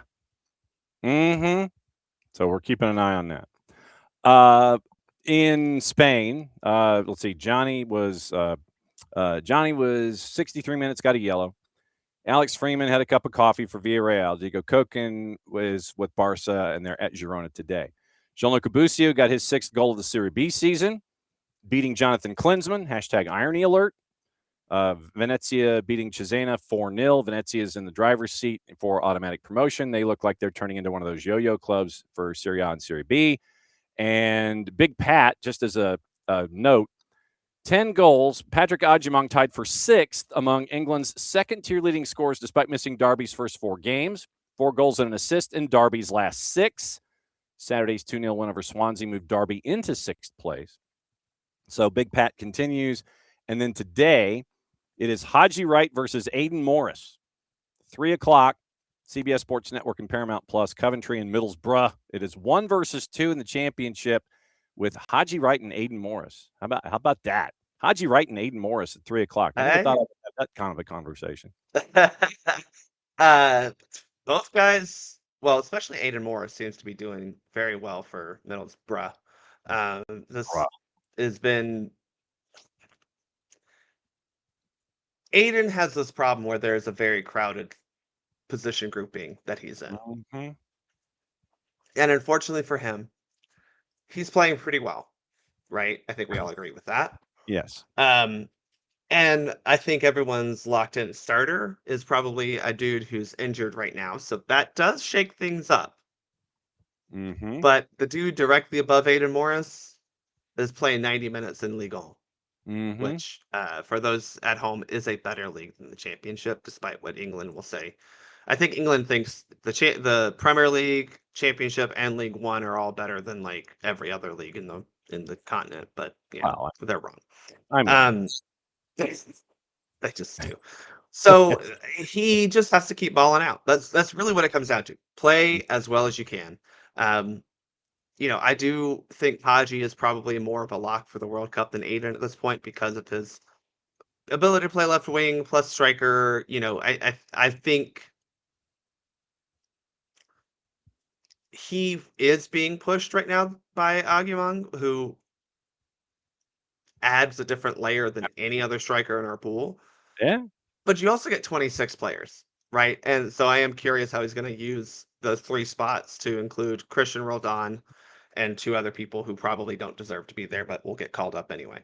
Because Christian Roldan is also in that camp. Sorry. He has a lot to prove, if I can make a tangent, because he was playing well last year for Seattle. He Mm-hmm. really was.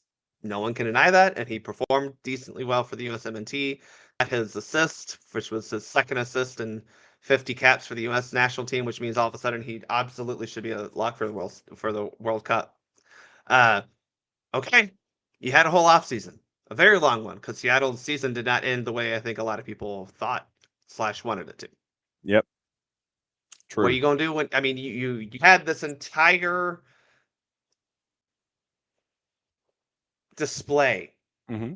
spotlight for you via USMNT social accounts at the Super Bowl last weekend, because obviously the Seahawks were in the Super Bowl and beat the Patriots, which we all enjoy. But you got a new season coming up, and you, Christian Roldan, just as like any other MLS player, have to come out on fire because you do not have as much in the bank. You don't have as much tape in the bank this year as a lot of these other guys. And so that's a challenge for a lot of these MLSers. Miles Robinson can be one of those. All 5 of the goalkeepers who are in contention, it feels like, that play in MLS. I mean, that's essentially Matt Freese. Look, bud, I think a lot of people are questioning whether New York City is going to be good at soccer this year. I'll leave that to smarter people on this network. But if they're not, that probably means Matt Freese is going to be busy. And that can be good or bad for a goalkeeper, right? Especially when you have Matt Turner returning to New England, a team that probably should be okay this year, if not good. Who knows what Schulte and Columbus Crew will be this year? Genuinely, that is a question. There are others that possibly are making that push. All these MLS guys who have been getting a lot of time under Mauricio Pochettino because he refuses to bring in, despite what he wants to say, the top players, right? You have a lot to prove in the 2.5 months before the World Cup. And probably shorter because, decisions on rosters are probably made sometime in May. That's not a lot of time. It truly isn't, especially when you have guys who, I'll just like a Tanner Tessman, right? Or like maybe, Tanner Tessman's probably the best example. I mean, shoot, right now, Alex Freeman's a great example of a guy who's going to be playing a lot. I mean, he may not be playing week in and week out every 90 minutes, but these guys are playing for their clubs. Their clubs have been in season since the beginning of, whenever. MLS guys, starting this week, you got 2.5 months to earn that spot. Mm-hmm. Can you put enough good tape out there to overcome? I mean, Diego Luna, probably a good one too, because you've got Gio Reyna apparently is playing soccer again, sometimes more than not. That's, but you've got Brendan Aronson, who's playing really well at that same position. Malik Tillman playing consistently at that same position. So there's a lot of guys out there who need to come out on fire in MLS this I mean, really, again, 2.5 months, if that. Mm-hmm. We will see. It's going to be very curious how they are able to take advantage of the short time frame, but the great exposure that, obviously they have because Mauricio Pochettino and his staff do scout MLS a lot. All right. What's going on in Soccer for USPOD? That's one of the topics we're going to be talking about this week. So we're going to be talking about that, plus some of the other news items around U.S. soccer. But we are kind of looking at those bubble players. And it's not quite a full-on depth chart discussion we're having this week, but it is okay, who are actually fighting for those final few spots, right? Because I think you can say there's about 15 to 18 guys that are probably, despite what Mauricio Pochettino wants to say, there are about 15 guys to go, yeah, these are the guys that are probably coming, right? Because of one reason or another. Mm-hmm. That leaves 11, at least about 11 spots, truly, that are up for grabs if you're getting the 26 player roster. Like, I think, that's the question. And so we're going to be looking at those guys and kind of trying to,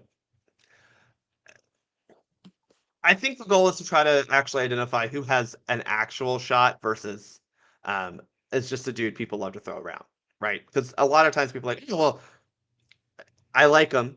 Roman Celentano, maybe. Well, yeah, if he comes out guns a-blazing, hopefully not this weekend, but he's a-blazing and looks on fire. Let's be real honest. He hasn't really been part of the national team. Like all these types of factors that go into who actually has a shot. So that's what we'll be looking at this week is as we inch closer to World Cup rosters and decisions. And once again, programming reminder, we're going to have the U17 head coach Alex Aldaz on batting leadoff tomorrow. So you can have that. Have an Atlanta United guy who played for the U17s? Is that what happened last week? Yeah, it's James Donaldson. Yeah. Yeah, Donaldson was in his defense didn't have to do much at all, but Donaldson played. you know, Donaldson was in net for match day 1 and match day 3, and yep, he got the 2 most important ones. And we caught up with him in a hotel in St. Vincent and the Grenadines where Wi-Fi wasn't all that great, but we caught up with. The unfortunate thing for him is he now has to come back to Atlanta from an island of the Caribbean. So thoughts and prayers to him.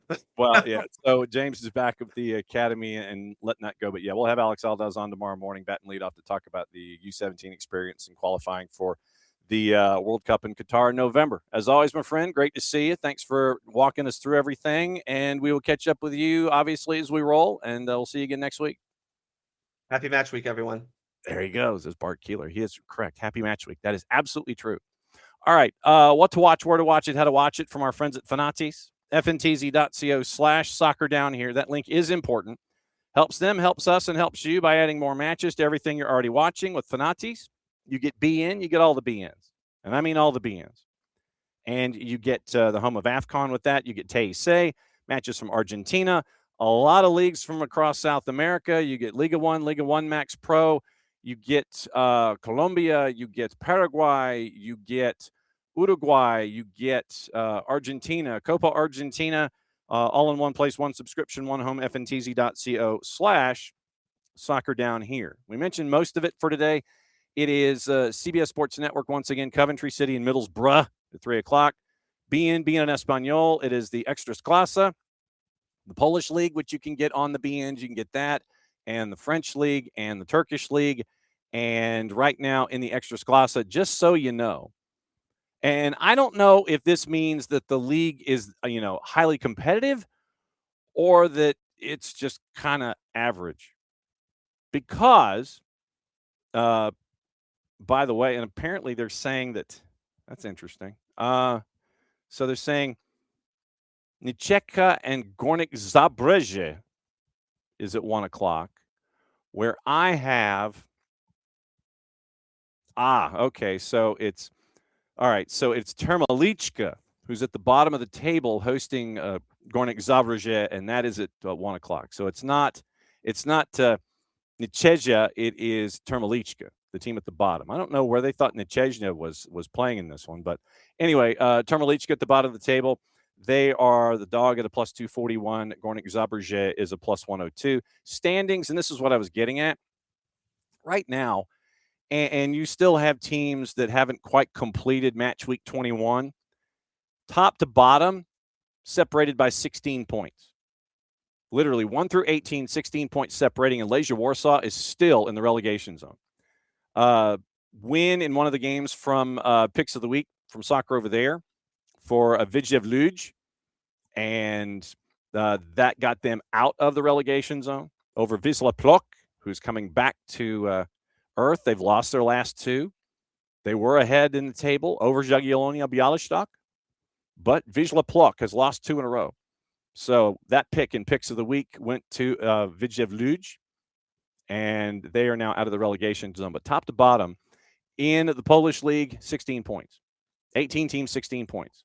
Like I said, I don't know if that means that everybody's that competitive across the board and they're all that good, or they're just not all that good. So that's open for debate. But anyway, BNB en Español, 1 o'clock, Termalichka and Gornik Zabrze in the Polish league. And ESPN2 has Girona and Barcelona at 3 o'clock. That's also on the Plus and on Deportes. And Paramount Plus has Coventry City and Middlesbrough, and they also have Cagliari and Lecce at 2:45. So pretty quick day. It's a Monday, and you're kind of getting back into the swing of things here at the beginning of the week. Once again, what to watch, where to watch it, how to watch it. Brought to us by our friends at Fanatis, FNTZ.co/soccer down here. Once again, that link's important. It helps them, helps us, helps you by adding more matches to everything you're already watching. You get Fanatis, CDO, Nuestra Tele for the fans, TVV if you want to add Venezuelan Winter League baseball. That's a separate package that you can get. Libertadores, Sudamericana, you can get all of those on Fanatis as well. Once again, you get AFCON, you get all the BNs, CATV, Tigo Sports, Liga 1 Max Pro, Argentina, a lot of the leagues in South America, all in one place. One subscription, one home. Fanatis, fntz.co/soccer down here. Now, over at soccerdownhere.net this week, and we started last week and we're continuing this week. It's our 10 lists with Atlanta United getting into the swing of things here in year number 10 of their existence, and it's season number 10 for us. And so what we've done over the last week is we have done some 10 lists, and it's not like best ofs or anything, but it is there are 10 lists, and it's like defining moments and things like that when it comes to all of the stuff that's going on with the club in and of itself. So, cult legends, Jarrett pieced this one together for us. And so Atlanta United at 10, cult legends as a part of the list. Yamil Assad, Chris McCann, Franco Escobar, everybody remembers playoff Franco. It was Justin Miram, Brandon Vasquez, who is Open Cup hero Brandon Vasquez, Eric Remedi, Anton Walks, Bienvenu Kanekimata. 10 of those cult heroes that were attached. And so that's what we're doing here when it comes to the Atlanta United at 10 series. And so it's been fun to piece that one together. And there's that one that's a part of the list. And then you have, let's see, you had 10 defining goals, 10 defining homegrown moments. Jackson Conway against Club America, George Bello in his second start, Caleb Wiley-Sale, Jay Fortune with his goal against Charlotte, George Campbell against Orlando, Tyler Wolff against Red Bulls, Machop Chol coming home, signing the homegrown deal, Matt Edwards getting the first team deal, Efren Morales, DCQ.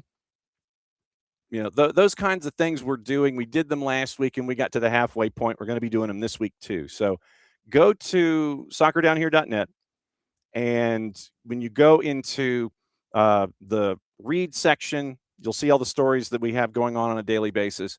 Included in that are the Atlanta United at 10 lists that we have and that we've been building independently of everything.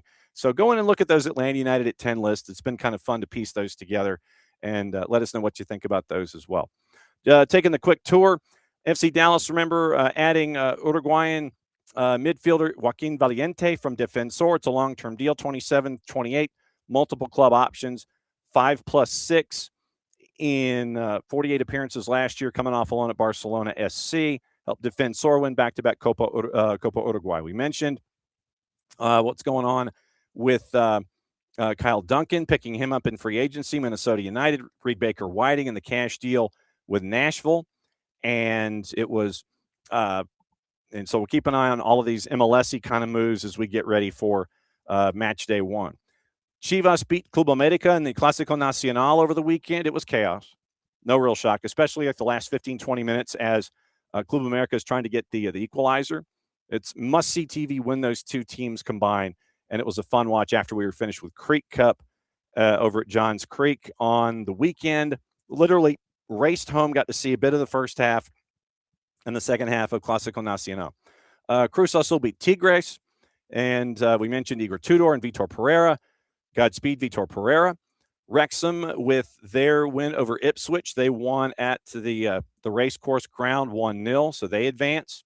I think we're supposed to have the FA Cup draw today, and let me see if I can find out when that is. So hang on just a second. So I thought it was supposed to be later today. I'm not sure. And where is it? It was a busy weekend in Scotland, too. We'll get Jarrett to talk about that tonight on SOT. And, okay, so nothing is posted as of yet on the draw in and of itself. So let me see if or when it is supposed to be. I'm guessing after tonight. But I thought, or maybe it's halftime of Macclesfield and Brentford. I think that's traditionally when they do it.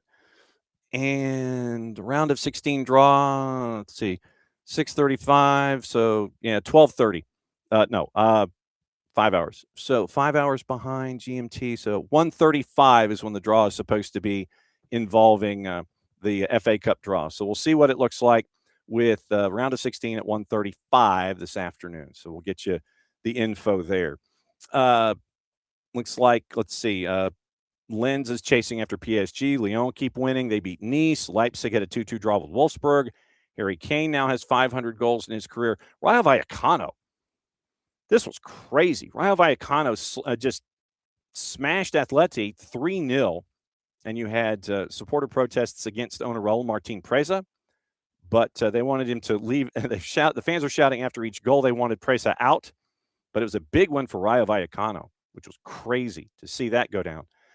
River Plate, once again, their form as they're getting ready for Copa Argentina against Ciudad de Bolivar.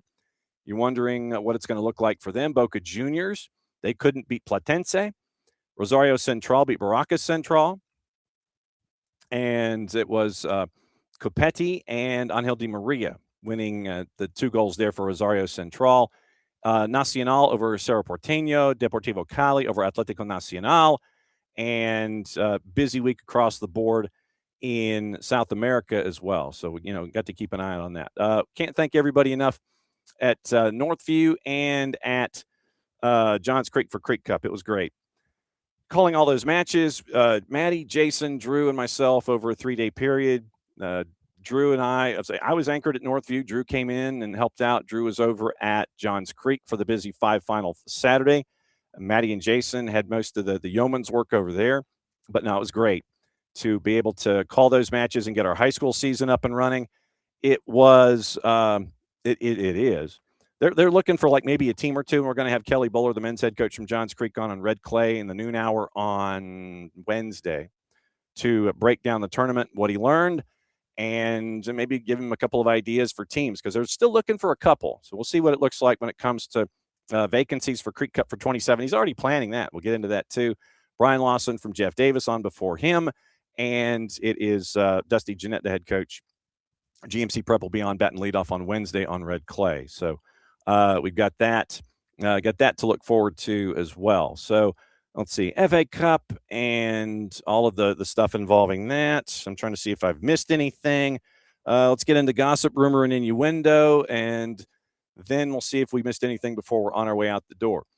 Real Madrid's Victor Valdepeñas, Arsenal's looking at him, reported by AS. Keep an eye on that for the 19-year-old. AC Milan and also the Bundesliga chasing after him. Chelsea and Spurs interested in signing Bayern Munich center back Kim Min-jae, have him on their short lists, according to Bild's Christian Falk. It would depend on who their next manager is, obviously. But the Blues, have good options in defense, but they want to add to Liam Rosenier's squad after missing out on Jeremy Jacquet.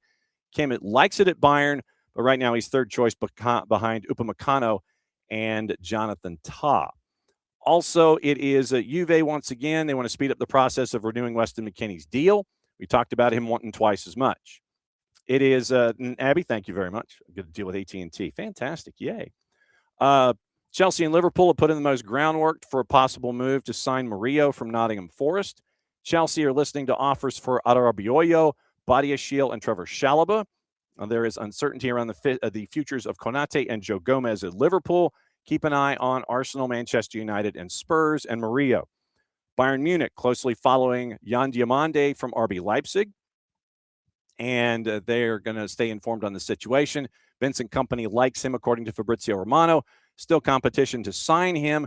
PSG is monitoring. Manchester United and Spurs are also monitoring as well. Other stuff to add to the rumor bin. AC Milan are open to offers, according to Caught Offside, on Christian Pulisic. Spurs, Arsenal, Manchester, in the neighborhood of €80 million. Scott McTominay's priority is to stay at Napoli, according to Nicola Shearer. Man, it's just amazing what happens when you get real tomatoes on your food. Contract extension progressing. Manchester City plotting a £70 million summer move for Morgan Gibbs-White from Forest. Interest from Spurs. Arsenal sent a scout to monitor Pio Esposito in Inter's 3-2 win over Juve. Spurs, West Ham, Crystal Palace. They've all initiated discussions involving Antonio Rudiger at Real Madrid. Chelsea, City, Newcastle, Bayern, Dortmund, Leipzig. Chasing after Barcelona for their 18-year-old and Barcelona, chasing after 18-year-old FC Twente center Ruud Nijstad. Ivan Toney has refused to rule out or move back to the Premier League, turned down January offers in favor of staying in Saudi. Barcelona could let Marc Casado leave as the midfielder is a victim of competition, in quotes, at the club. And then the note on Fafa Pico that was made by Tom Bogert. So keep an eye on this Fafa Pico possible transaction. So we've got to keep an eye on that. Let me see if there's anything else. Let me see if there is an update on it, actually. And we will see what it looks like here. All right. So now that the 280 character app is all right. So checking to see if there is any latest. Once again, this time yesterday was when it was floated out into the ethers. Let's see.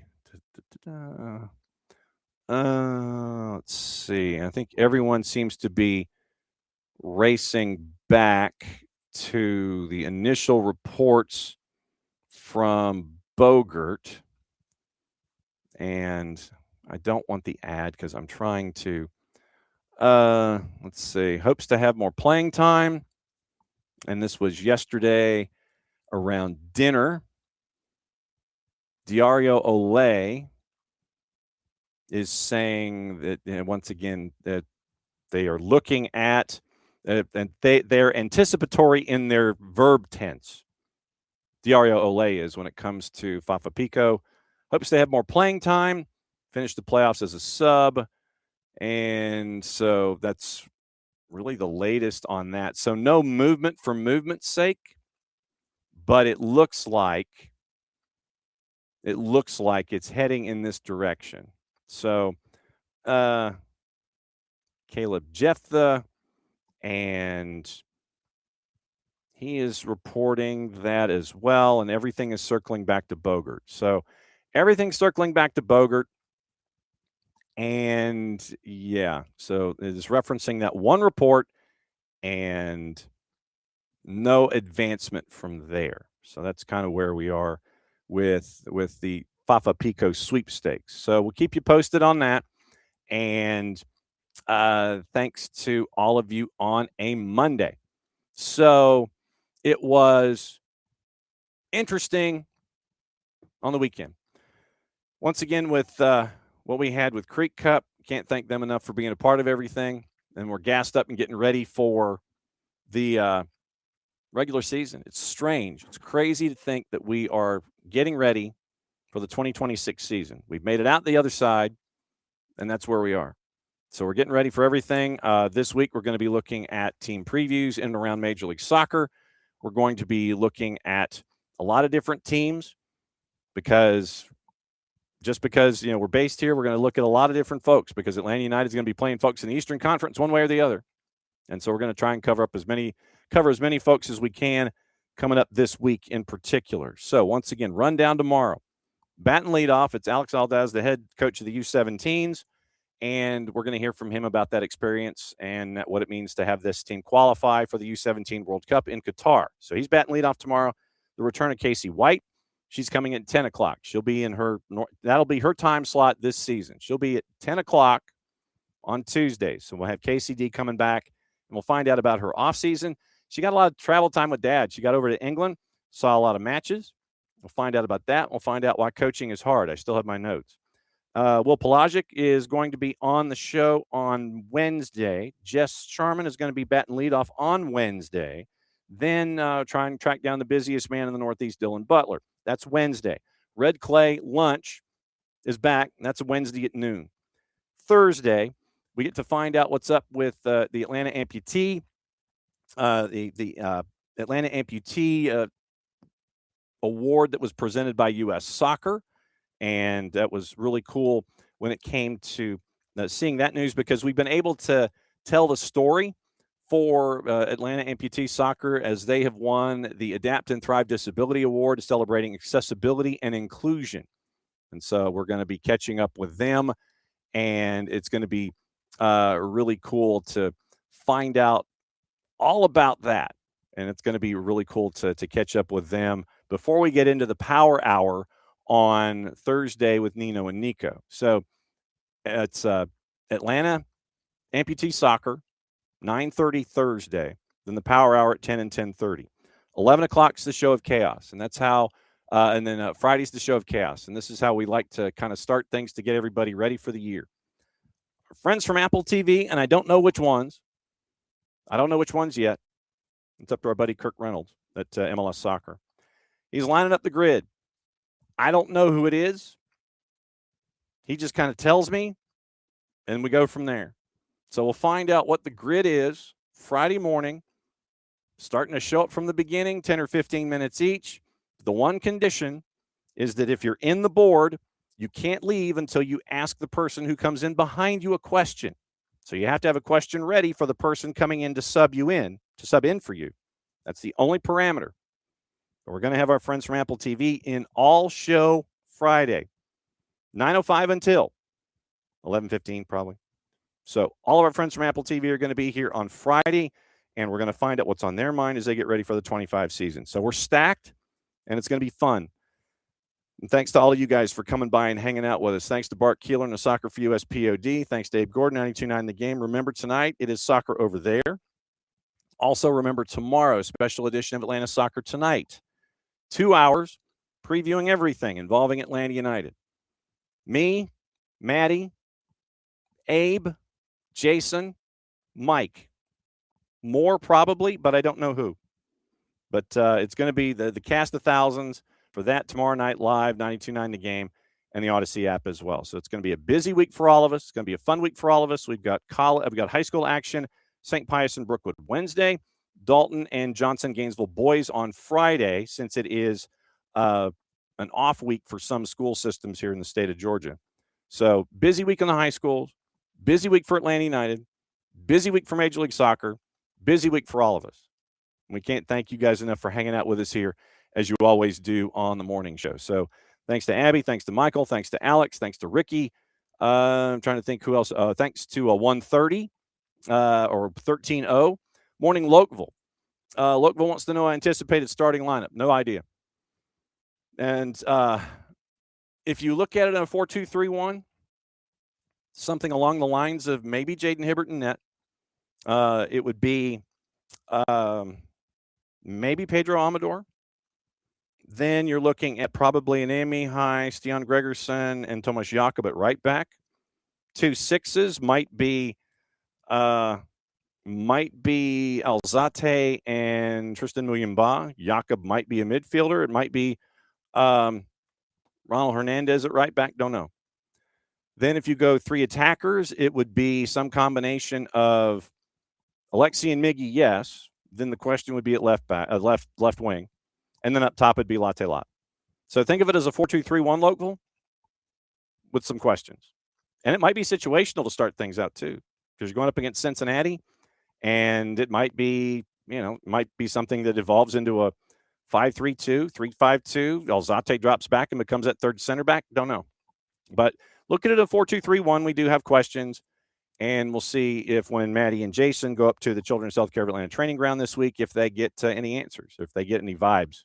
But remember, Atlanta Soccer tonight, 92.9 The Game, tomorrow night at 8 o'clock, and Soccer Over There is tonight at 8 o'clock.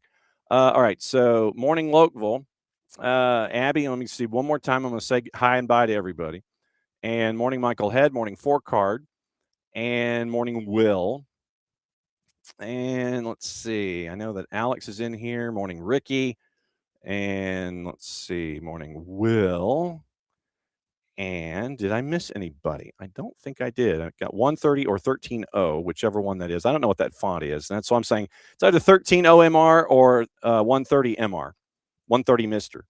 Let's see. So there's Michael. There's 130. And Abe traditionally goes 130, he goes 9:15. He'll come in like 9:10. Abe is traditionally batting leadoff for the week. So if there's any questions, it's always Abe batting leadoff. Maddie will be in at 9:30, and Bart will be in at 10. So that's kind of how we break everything down. Let's see. So Abby, Ricky, Alex, and don't forget to sign back up for the Chant app and renew everything there for the 2026 season. Thanks to all of y'all for hanging out with us. And that's going to do it for today. Back at it again, 8 o'clock tonight, soccer over there. Back at it again here, 9:05 in the morning. Alex Aldaz from the U17s on the national side. KCD, where she be? She be at 10 o'clock. So for everybody here at SDH, it's match week, everybody. Enjoy it. We're going to have fun. It's going to be a heck of a year. We're going to cover it for you all here, Major League Soccer, and all the everything right here on the SDH Network and SDH AM and Morning Espresso. Thanks to us, our friends at Woolthorpe University. Much Platiel, play it safe. See you tonight. Soccer over there.